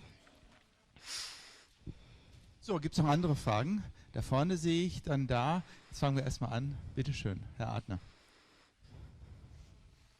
Ist ein bisschen weit, ja. Vielleicht reichen wir das Mikrofon durch. Herr Adner, vielleicht nochmal den Namen sagen und dann die Frage. Ich heiße Alfred und ich bin Funkamateur und aus dem Grund würde mich interessieren, wie viele Kontakte du im Rahmen des ARIS-Programmes mit Schulen gehabt hast. Amateurfunkkontakte mit Schulen. Ich hatte mich bereit erklärt, glaube ich 2 Monate oder jede paar Wochen. Ich glaube, es war durchaus mehr, das sie angeplant hatten. Aber es war ganz lustig. Also ich glaube, ich habe fast jedes Wochenende da mit einer Schule geredet. Ja. Ja, man muss wissen, man kann also wirklich mit Funkverkehr mit der Raumstation reden. Ja, das wird sogar teilweise eingeplant, soweit ich weiß. Ja, solche Zeiten, damit das nicht von der Arbeitszeit abgeht. Aber ich kann mich erinnern, wir hatten das auch auf unserer Shuttle-Mission. Das macht immer viel Spaß, mit den Jugendlichen, mit den Schülern auf der Erde zu reden. Und ich kann Ihnen dir sagen, auf der Erde sitzen diese Studenten und Schüler und sind ganz gespannt, bis endlich der Kontakt kommt. Also für die Studenten und Schüler ist das super. Da vorne war noch eine Frage irgendwo. Da hinten und dann Sie. Ja? Erst der Herr, der hatte zuerst den Finger gehoben, dann Sie. Einfach das Mikrofon durchreichen.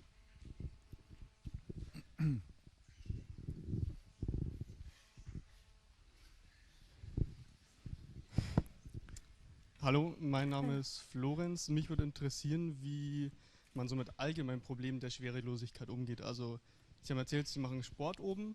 Wie wäscht man sich? Oder wäscht man sich überhaupt als Astronaut? Oder wenn man wenn man Essen zubereitet, kommt jedes Essen, jede Mahlzeit aus einer Tüte oder gibt es verschiedene Tüten, die ich zusammenführen muss? Wenn ja, wie funktioniert das mit Schwerelosigkeit? Wenn ich eine Steak-Tüte habe und eine Soßentüte, wie kriege ich die zusammen? Ja, ist schon schwierig. Also ich meine, man braucht ein bisschen Geschick dazu und deswegen ist man am Anfang ein bisschen gefährlich, weil man dieses Geschick nicht hat. Also das ist eine der Sachen, die man wirklich nicht trainieren kann auf der Erde. Also du hast es richtig erkannt. Wie geht man mit den praktischen Problemen der Schwerelosigkeit um? wie man sich wäscht. Also wie ein bisschen wie auf Camping. Also es gibt so Handtücher. Also wir haben, glaube ich, also richtige Handtücher. So, glaube ich, wir kriegen so eins in der Größe und einer, der ein bisschen größer ist. Glaube ich, einmal die Woche pro Person oder 2 Wochen, ich weiß gar nicht mehr. Die sind dann mehr oder weniger richtige so Handtücher, so wie Frottiertücher. Und dann gibt es so Tücher, die sind mehr wirklich wie Campingtücher, die sind fast wie Papier, aber ein bisschen zuverlässiger. Und da kann man ein bisschen Wasser reinspritzen und sich dann waschen. Also die Amerikaner nennen das Sponge Bath. Und es gibt so ein bisschen Seife kann man benutzen, nicht so viel, weil ich meine, du kannst ja nicht Schaum haben, dann kann man sich schlecht dann abwischen. Ich meine, super ist das nicht natürlich, aber gut, man ist ja im Weltraum, also das geht. Aber es ist jetzt nicht das schöne Gefühl einer Dusche oder dass man sich wirklich sauber fühlt oder so, das ist nicht der Fall. Aber also man muss schon aufpassen, dass jetzt nicht überall gespritzt wird. Also gut, wenn ein bisschen gespritzt wird, ist auch nicht schlimm. Das wird aufgefangen von Konditionierungssystem, also von der Klimaanlage. Das ist alles nicht so schlimm. Aber gut, also viel Wasser sollte in die Gegend nicht rumlaufen. Genauso wie Essstücke. Klar, es passiert jedem, dass irgendwann ein Stück Essen irgendwo hinfliegt. Also Node One ist, wo wir normalerweise essen. Und es ist immer das Allerschlimmste zu sauber machen. Also sauber machen ist am Samstag, also Samstagvormittag ist eingeplant für sauber machen. Und normalerweise rotiert man durch, also, weil einige Module sind sehr dreckig, gerade Node One. Ich meine, da kriegt man immer Soßeflecken irgendwo oder ein Stück Essen, das entflogen wurde und der hat es nicht gemerkt und das bleibt irgendwie auf der Decke oder irgend sowas. Man versucht irgendwie das sauber zu halten. Andere Module sind nicht so dreckig, als Columbus oder die Labore, wo wirklich nur Laborarbeit gemacht wird, dann ist es nicht so schlimm. Aber gut, eine Flecke Kaffee oder Tee findet man immer. Ja. Es ist wie daheim halt. So, bitteschön, die nächste Frage. Hallo, ich habe vielleicht eine bisschen bizarre Vielleicht noch Frage. den Namen vorher? Ah ja, ich heiße Isabel. Es ist vielleicht eine bisschen bizarre Frage, aber es interessiert mich, weil ich eigentlich auch Astronautin werden möchte. Und zwar gehe ich davon aus, dass viele Astronautinnen, wenn sie im Weltall sind, einfach hormonelle Verhütungsmittel nehmen, damit sie ihre Periode nicht bekommen. Aber die steigern ja oft das Thrombose- und Osteoporose-Risiko, also Knochenbrüchigkeit und sowas. Und das ist ja eigentlich schon ein Problem. Gibt es da Forschungen für andere Medikamente oder Möglichkeiten, wie damit umgegangen wird? Weil bei Langzeitmissionen ist es ja keine gute Idee, wenn dann die Knochenbrüchigkeit erhöht wird und solche Sachen passieren. So genau weiß ich das alles nicht. Also es gibt die Möglichkeit, eben so ganz normal die Pille zu nehmen ohne Unterbrechung und da hat man keine Periode. Oder es gibt auch die Möglichkeit, ganz normal eine Periode zu haben. Das geht auch. Also da kann sich jeder entscheiden, wie sie möchte. Muss auch nicht groß angekündigt werden. Es reicht, wenn der Flight Surgeon das weiß, damit er oder sie auch weiß, was für Medikamente die Person nimmt oder nicht nimmt. Also diese ganze Side-Effects, ich kannte ja auch alles nicht. Also so spezifische Forschung, glaube ich, werden nicht gemacht. Auch speziell so Gender-Specific wird nicht geforscht. Ich glaube, es liegt auch sehr daran, dass es nicht so wahnsinnig viele Astronautinnen gegeben hat und die Wissenschaftler, die sind ein bisschen zögernd, da Experimente vorzuschlagen, weil sie vielleicht dann 15 Jahren brauchen, bis sie eine gescheite Anzahl von Subjekte haben. Aber wenn es mal vielleicht in der Zukunft dann sich das ein bisschen ausgleicht, dann ich glaube schon, dass sich die Leute dafür interessieren, ob es jetzt genderspezifische Phänomene gibt. Ich denke, das ist dann wahrscheinlich auch wichtig für so eben so richtig Langzeitmissionen, zum Beispiel zum Mars, weil da kann man ja dann auch nicht so viel mitnehmen. Vielleicht hilft es ja dann auch Leuten auf der Erde irgendwann, wenn da geforscht wird. Ja gut, im Vergleich zu dem, was man zum Essen mitnehmen muss, das sind die kleinen Pile, glaube ich, nicht das Problem. Ja, gibt's andere Fragen? Da oben ist eine Frage, dann da hinten, also machen wir erst da vorne, vielleicht reichen Sie das Mikrofon gleich rüber, genau.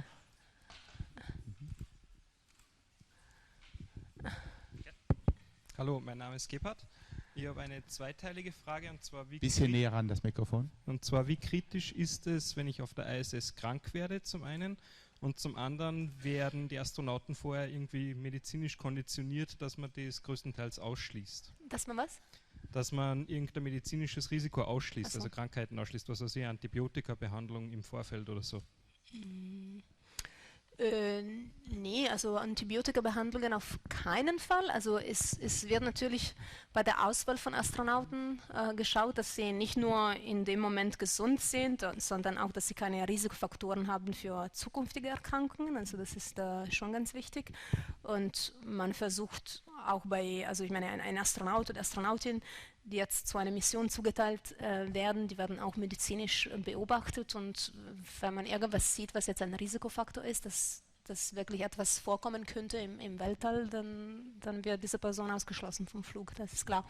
Aber jetzt nicht, dass irgendwelche Behandlungen gemacht werden im Voraus, also wie Appendizitis wegzunehmen oder so, das wird auch nicht gemacht. Es wäre natürlich, also wenn jemand krank wird, in dem Sinne, dass er oder sie wirklich professionelle medizinische Betreuung braucht, dann muss man natürlich auf die Erde zurückkommen. Also es könnte sein, dass in der Crew ein Mediziner ist, ein Arzt oder Ärztin, aber das ist ja Zufall. Ich meine, weil einige Astronauten Ärzte sind, aber das ist jetzt nicht Pflicht. Wir kriegen alle ein bisschen Training für kleine Maßnahmen, wie sich eine Wunde zu nähen oder eine Spritze zu geben zur Anästhesie im Mund, obwohl, ob das klappt oder nicht, weiß ich nicht. Das klappt bei Zahnärzten auch nicht immer. Solche Sachen, also CPR, also für einen Notfall sind wir alle trainiert, also wenn jemand wirklich ein Herzproblem kriegt, das Herz nicht mehr schlägt oder nicht mehr atmet, da wissen wir, was wir da machen müssen, um einzugreifen, aber das sind ja wirklich nur die ersten Notmaßnahmen, aber wenn dann diese Person, was es sich eine Operation braucht oder sowas, dann muss man auf die Erde zurückkommen. Es gibt immer Flight Surgeons on Console oder on Call. Das heißt, man kann immer, vorausgesetzt es gibt Funkverbindung, man kann immer mit denen reden und auch privat. Also man kann jederzeit darum bitten, ein privates Gespräch zu haben mit dem Arzt oder Ärztin. Aber ja, wenn was Schlimmes passiert, muss man zurückkommen. Gut, da vorne war die nächste Frage, bitteschön. Ja, hallo, Michael Wüstinger. Hallo, Samantha. Hallo. Ich habe auch 2 Fragen. Kommen zurück auf das. Machen wir erstmal die erste, dann schauen wir weiter. Ja, das ist eine ganz kurze, die erste, ich halte es ganz kurz. Und zwar, wie war die erste Dusche zurück auf der Erde? Wie lange? Und die zweite Frage, wenn ich noch stellen darf. Ich kann mich erinnern, du hast gepostet, es war ein sehr aufregender Moment, das erste Mal so eine Luke aufzumachen zu dem Versorgungsschiff, ob auch wirklich alles dicht ist und so weiter. Es ist eigentlich alles gut geprüft, aber es ist doch ein bisschen Adrenalin im Blut. Und man hat jetzt in den Nachrichten gehört, es wurde ein neues Modul hochgeschickt, ein aufblasbares Modul. Das ist jetzt schon die dritte Frage. Nein, das gehört zusammen eigentlich, weil das... Vielleicht haben wir das mit der nächsten Frage an. Kann man darin wohnen? Könntest du dir das vorstellen, in diesem aufblasbaren Modul? Das klingt sehr abenteuerlich. Nee, also jetzt habe ich die erste schon, das ist ja das Problem, die erste schon vergessen. Also die Dusche. Ich hatte mich so darauf gefreut, auf die erste Dusche, weil ich meine, Dusche habe ich schon ein bisschen vermisst, gerade Richtung Ende der Mission. Ich hatte mich so darauf gefreut, aber so richtig genossen habe ich sie nicht, weil man musste eigentlich im Sitzen duschen, weil also die erste Dusche durfte man, also man kommt zurück auf die Erde im Kasachstan. Da gibt es eigentlich einen 2-stündigen Hubschrauberflug nach Karaganda, das ist der nächste große Flughafen. Und da kommt ein Flugzeug von der NASA und holt uns ab, um uns nach Houston zu fliegen. Aber es ist ein ziemlich älterer Flugzeug, sagen wir mal. Der schafft das nicht einfach so ohne zu stoppen. Es gibt 2 Stopps. Und ich glaube, der erste Stopp ist in Schottland, und da darf man eigentlich duschen, aber das ist eigentlich nur nach, 5, 6 Stunden nach der Landung, und das sind natürlich die Flight Surgeons nicht so sicher, dass man auch wirklich nicht rumfällt oder runterfällt, gerade beim heißen Wasser und so, und da darf man eigentlich im Sitzen duschen, mit dem Arzt da vorne, der wartet. Ist alles in Ordnung? Ja. Ist alles in Ordnung? Ja. Aber gut. Die Luke, achso, der aufblasbare Modul.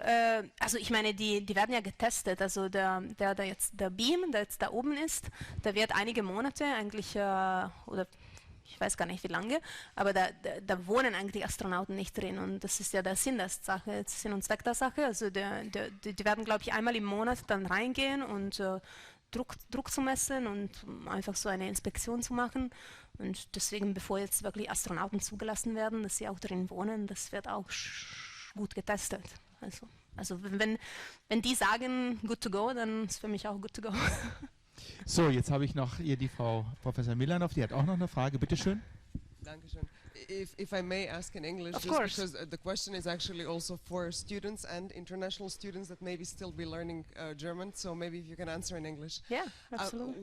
Looking back at your study days, what advice, if any, could you give us or give students as they think about their life going forward, how to make the most of this time and how to prepare themselves for an adventure, whether it's on space or on Earth?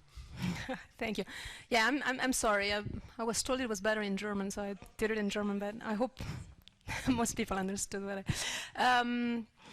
yeah, I mean, it's really hard to give advice that is suitable for every person. I mean, you know, everybody's different and we all have different ambitions and stuff like that. I mean, I always knew I wanted to be an astronaut, so for me it was important to diversify, do different things, try myself out at different skills, live in different countries, learn languages. So I was soaking up opportunities of experiencing things as I went through university and even before that and after that.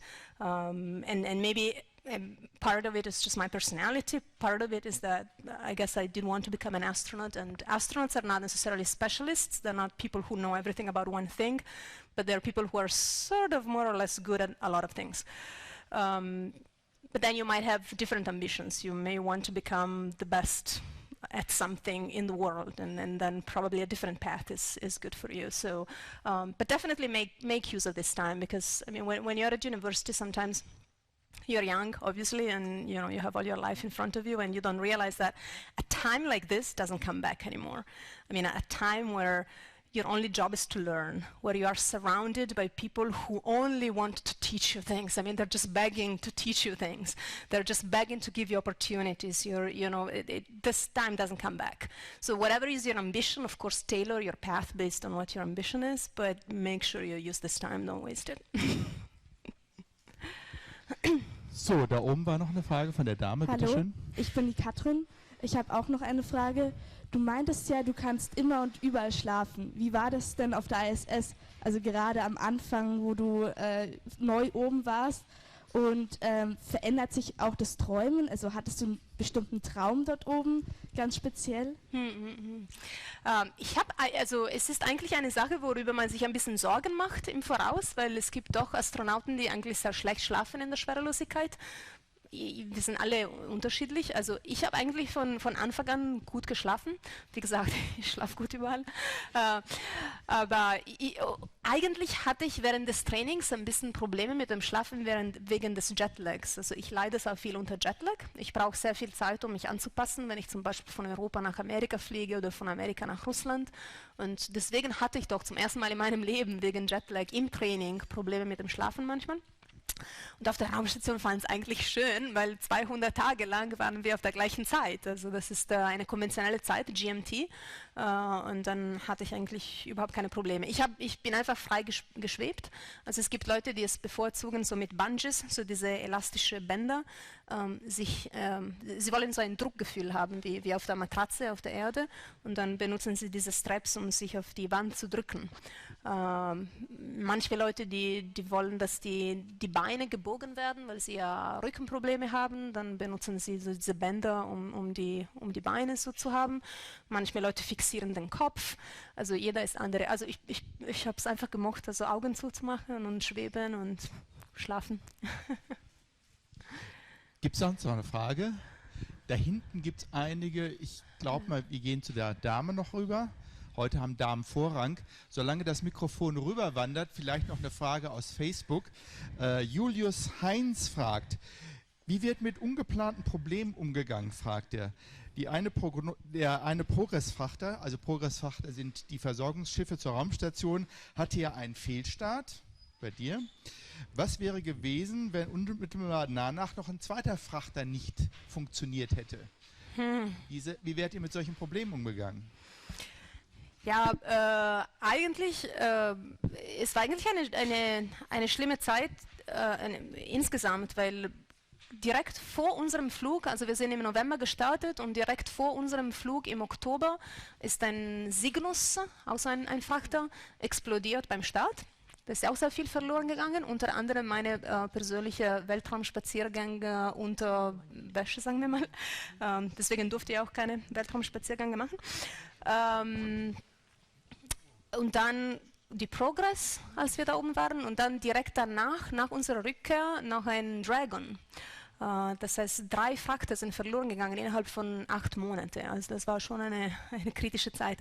Also wir haben also eine gewisse Reserve an Bord.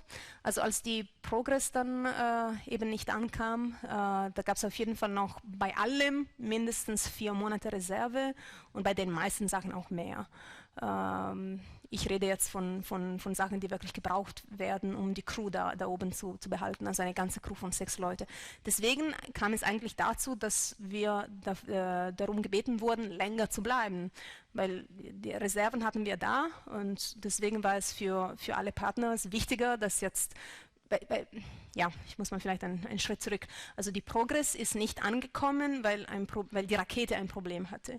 Und die Rakete ist praktisch die gleiche Rakete, die auch Menschen in den Weltraum bringt.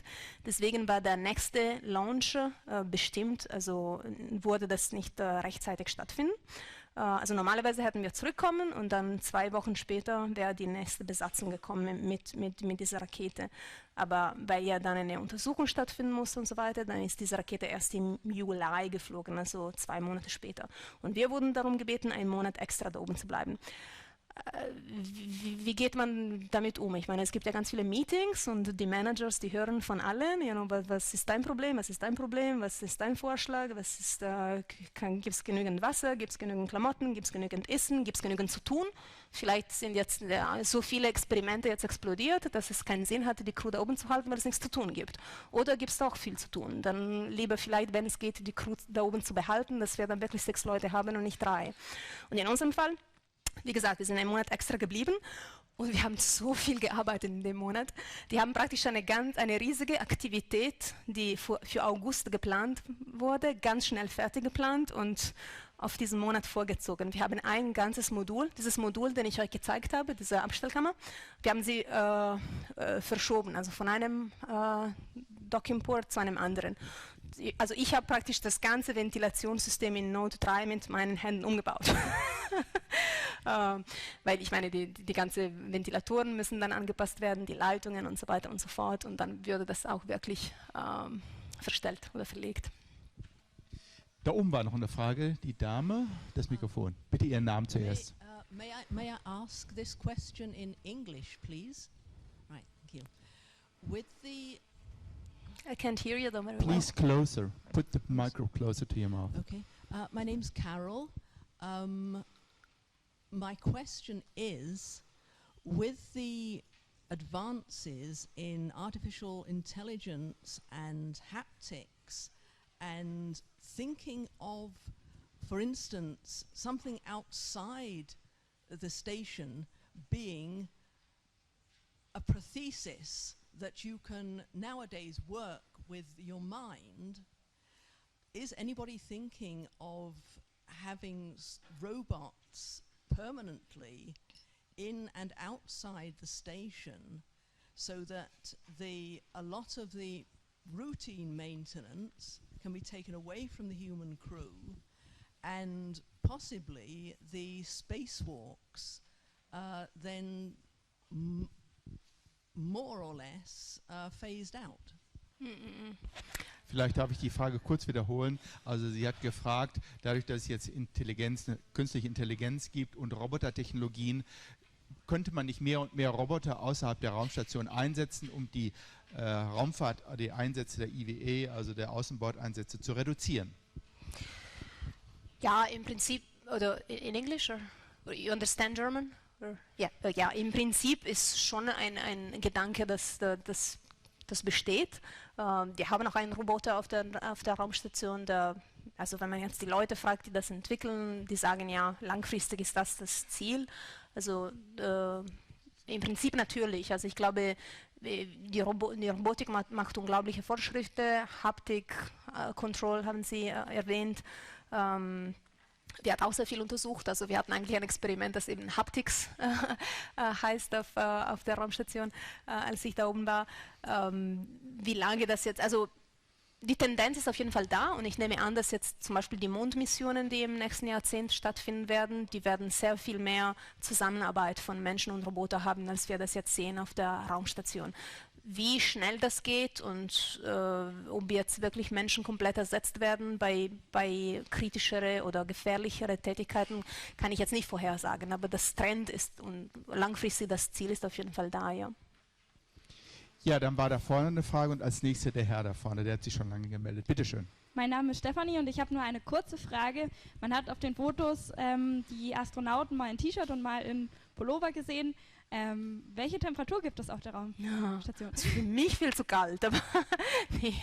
Also man kann es einstellen. Also normalerweise ungefähr bei 22 Grad oder so. Ich meine, die sind ja meistens Jungs da oben, die frieren nie. Also, das ist unglaublich. Also, nee. Also es gibt ja Stellen, die wirklich kalt ist, aber wenn man zum Beispiel an einem Tag irgendwo arbeiten muss, wo wirklich die Klimaanlage rausblast, dann ist es wirklich kalt. Also, da braucht man auf jeden Fall einen Pulli. Durchschnittlich 22 Grad. So, bitteschön, der Herr. Ja, hallo, Mohammed Younes ist mein Name. Ich wollte fragen, du hast ja gesagt, dass du schon seit deiner Kindheit den Traum hattest, Astronautin zu werden. Gab es da bestimmte Vorbereitungen, die du dafür getroffen hast? Was hast du nach dem Studium gemacht, also von der Zeit nach dem Studium bis zur Bewerbung? Ja, ich habe was ein bisschen Unkonventionelles gemacht. Ich meine, nach dem Studium habe ich dann von null wieder angefangen. Ich bin dann in die italienische Luftwaffe gegangen, bin in der Akademie aufgenommen worden, habe nochmal studiert, was im Prinzip jetzt nicht, ja, also man könnte es als Zeitverlust nennen. Ich meine, das hätte jetzt nicht unbedingt gebraucht, nochmal zu studieren, aber das war der einzige Weg, dann Kampfpilotin zu werden. Und dann bin ich ausgebildet worden als Kampfpilotin und bin ein bisschen geflogen und ist eigentlich alles ziemlich schnell gegangen. Also ich habe mein Studium in 2001 abgeschlossen und 2009 wurde ich dann ausgewählt von der ESA. Und ich habe riesen Glück gehabt, dass es dann auch so schnell gegangen ist.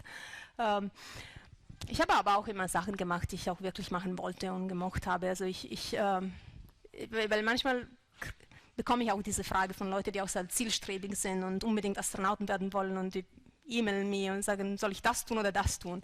Ich sage, ich habe keine Ahnung. Also, man kann es nicht vorher sagen, was im Leben passiert. Also wirklich am besten tun, was einem auch Spaß macht und interessiert, weil es kommt so viel Glück ins Spiel. Ich meine, sowas kann man nicht planen. Und also orientiert ihr nicht euer Leben mit einem langfristigen Ziel. Also es ist gut, einen Traum zu haben. Es ist unglaublich gut, einen Traum zu haben. Also ich bin dankbar dafür, dass ich einen Traum hatte. Aber ich habe auch immer Sachen gemacht, die mir in dem Moment auch Spaß gemacht haben. Also man muss nicht verkrampft sein. Ich denke, das ist eine sehr guter mein Name ist Astrid, ich arbeite auch für die TU, aber ich habe eine Frage, das knüpft ein bisschen an. Und zwar, für mich hat Astronautin auch was mit der Zukunft zu tun und ich frage mich, ob du auch eine persönliche Zukunftsvision hast, also vielleicht dann doch der Flug zum Mars oder also irgendwas, was so ein Wunsch noch ist, weil ein großer Wunsch ist ja schon in Erfüllung gegangen. Ja, klar. Ja, ich meine, natürlich würde ich gerne zum Mars fliegen, ne? Ich bin ja auch realistisch, also das ist wahrscheinlich für die nächste Generation von Astronauten, also ja, vielleicht werde ich meine Meinung ändern, wenn ich älter bin, aber im Moment denke ich schon, dass man das jetzt nicht bis zu einem großen Alter machen sollte. Ich meine, das ist schon ein Job, wo auch dann irgendwann mal den Platz lassen muss für jüngere Menschen. Also ich würde mich freuen, und das ist schon fast ein Traum, dass wenn ich da ein bisschen was mitwirken kann bei den Mondmissionen. Also ich glaube, wir gehen alle davon aus, dass wir zuerst zum Mond wieder gehen und dann erst zum Mars. Ich glaube auch, dass es ein bisschen naiv ist zu sagen jetzt, wann wir zum Mars fliegen werden, weil ich glaube, wir werden auch sehr viel lernen bei den Mondmissionen. Wir werden auch vielleicht Schwierigkeiten oder mit Schwierigkeiten konfrontiert werden, die wir jetzt gar nicht vorhersagen können. Also vielleicht ist das alles ein bisschen schwieriger, als wir denken, vielleicht auch ein bisschen einfacher. Ich glaube, in einem Jahrzehnt oder so, dann können wir vielleicht eine bessere Idee haben, wie lange es dauert, zum Mars zu kommen. Also mit einer gescheiten Mission. Also ich meine, natürlich kann man sich irgendwas rausdenken, dass man jetzt One-Way zum Mars fliegt oder solche Sachen, aber dass man jetzt wirklich eine robuste Mission aufbaut. Also zunächst Cislunar Space, Mondmissionen und wie gesagt, also für mich wäre ein Traum natürlich da ein bisschen mitwirken zu können, wenn ich das noch schaffe. So, ich möchte jetzt noch 2 Fragen zulassen in Anbetracht der Zeit und da werden sicherlich viele Autogrammwünsche und Fotos noch kommen. Deswegen noch 2 Fragen. Eine werde ich noch stellen. Deswegen hier die vorletzte Frage, bitteschön. Sorry for switching to English again, but my German skills are not so good. Bisschen lauter bitte, das Mikrofon okay. bisschen näher. Den Namen nochmal. Yeah, my name is Maria, I'm from Italy, and I would like to know which was the most common emotion you carried with you along your stay there in the space? Which was the most recurring emotion you had? And if you're planning to go back there? Also Ihre Frage war, um das noch zu sagen, was war der höchst emotionale Moment auf der Raumstation, der auch immer wiederkehrt? Ja. Ja, oder sogar die Emotion, die öfters vorkam. Ich weiß es nicht, das ist schwer zu sagen. Also ich bin da immer ein bisschen schüchtern, das Allergrößte und das Allerbeste und dann der Zweitgrößte, Zweitbeste. Also ich kann meine Erfahrungen nicht so einstufen. Also für mich war es eine Erfahrung, die ich als Gesamtes erlebt habe. Und ich habe mich gefreut, irgendwie Tag für Tag ein bisschen was dazu zu lernen, ein bisschen besser mit der Schwerelosigkeit umgehen zu können, mich besser zu fühlen da oben, mich ein bisschen zu Hause zu fühlen. Ich meine, man kommt ja an und man ist ein bisschen verloren, man versteht ja nicht wirklich, wie die Sachen passieren und man weiß nicht wirklich viel konkret. Und dann am Ende ist man da wirklich zu Hause und man hat das Gefühl, man könnte sich wirklich auch langfristig um diese ganz spezielle Einrichtung da oben kümmern. Und wenn ich zurückdenke, dann gibt es jetzt keine speziellen Momente oder spezielle Emotionen, sondern ich erinnere mich einfach an diese Erfahrung als Ganzes. Und ja. Ja, ich hoffe, dass ich da zurückkomme, natürlich. Also es hängt nicht von mir ab, leider, sonst wäre ich schon auf dem Weg wahrscheinlich. Aber also ich hoffe schon. Ich glaube, es gibt gute Chancen, dass ich irgendwann eine zweite Möglichkeit bekomme, in den Weltraum zu fliegen. So, damit bleibt nur noch eine Frage und ich darf Ihnen versprechen, die Frage oder die Antwort auf die Frage interessiert jeden hier im Raum. Vielleicht hat noch nicht mal der eine oder andere darüber nachgedacht, über diese Frage. Ich persönlich komme auf diese Frage, weil sie nämlich vor 4 Jahren mal bereits gestellt wurde. Da hatten wir nämlich hier an der Universität den Jim Voss, den du ja auch kennst, Astronaut aus Amerika. Und der stand also auch zum Schluss hervorne und fragte, gibt es da noch Fragen? Bitte? 7-mal geflogen? Der ist 7-mal, der ist sehr viel geflogen. Wahnsinn, deswegen hat er gesagt, fragen Sie mich, was immer Sie wollen. Mir wurde jede Frage gestellt, ich kenne jede Antwort auf jede Frage.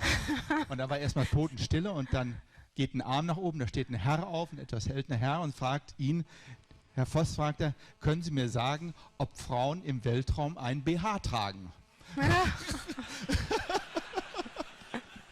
Ich denke, du bist prädestiniert dazu, die richtige Antwort zu geben. Nee. Bitte schön, Samantha. Zunächst möchte ich wissen, was Jim Voss beantwortet hat.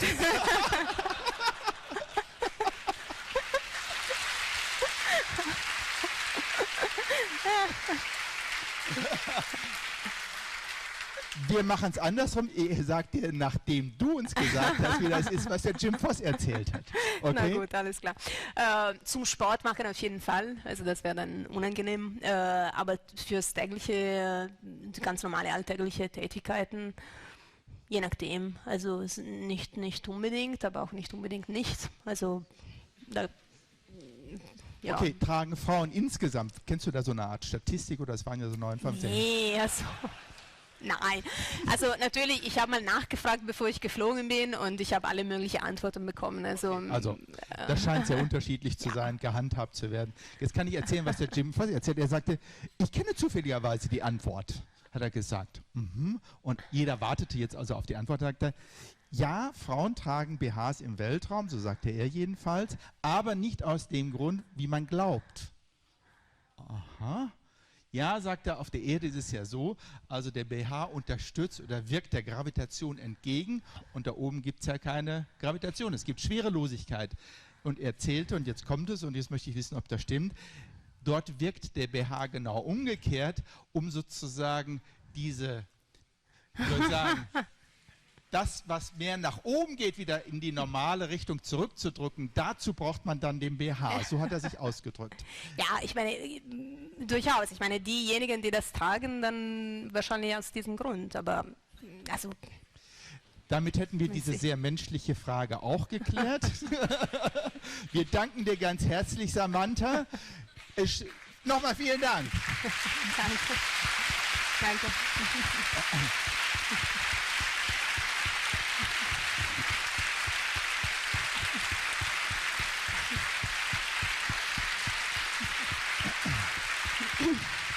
Vielen, vielen Dank. Du siehst, der Applaus ist großartig. Du hast eine tolle Weisung gemacht. Vielen, vielen Dank. Danke. Samantha hat noch einen zweiten Termin. Es bleiben uns noch etwa 10 Minuten, maximal eine Viertelstunde. Wir hatten das vorher ausgemacht. Ich möchte jetzt allen noch Gelegenheit geben, eventuell eine Unterschrift, ein Autogramm zu bekommen oder ein Bild mit ihr zu machen. Keine Einzelbilder bitte, weil das zu lange dauern würde. Bitte vielleicht in Gruppen und dann gemeinsames Foto mit Samantha. Ansonsten schönen Abend noch, schön, dass Sie da waren. Tschüss an alle im Internet. Es war toll. Danke für die Fragen. Hat mich so gefreut, dass Sie gekommen sind. Ja, ich wollte mich auch gerade sehen. So, Sie haben das genau gesagt, man muss wissen, was man will und dann mit aller Kraft. Ja, aber ich vermisse das. Ich habe das genau empfunden. Das ist toll spannend für die Freunde.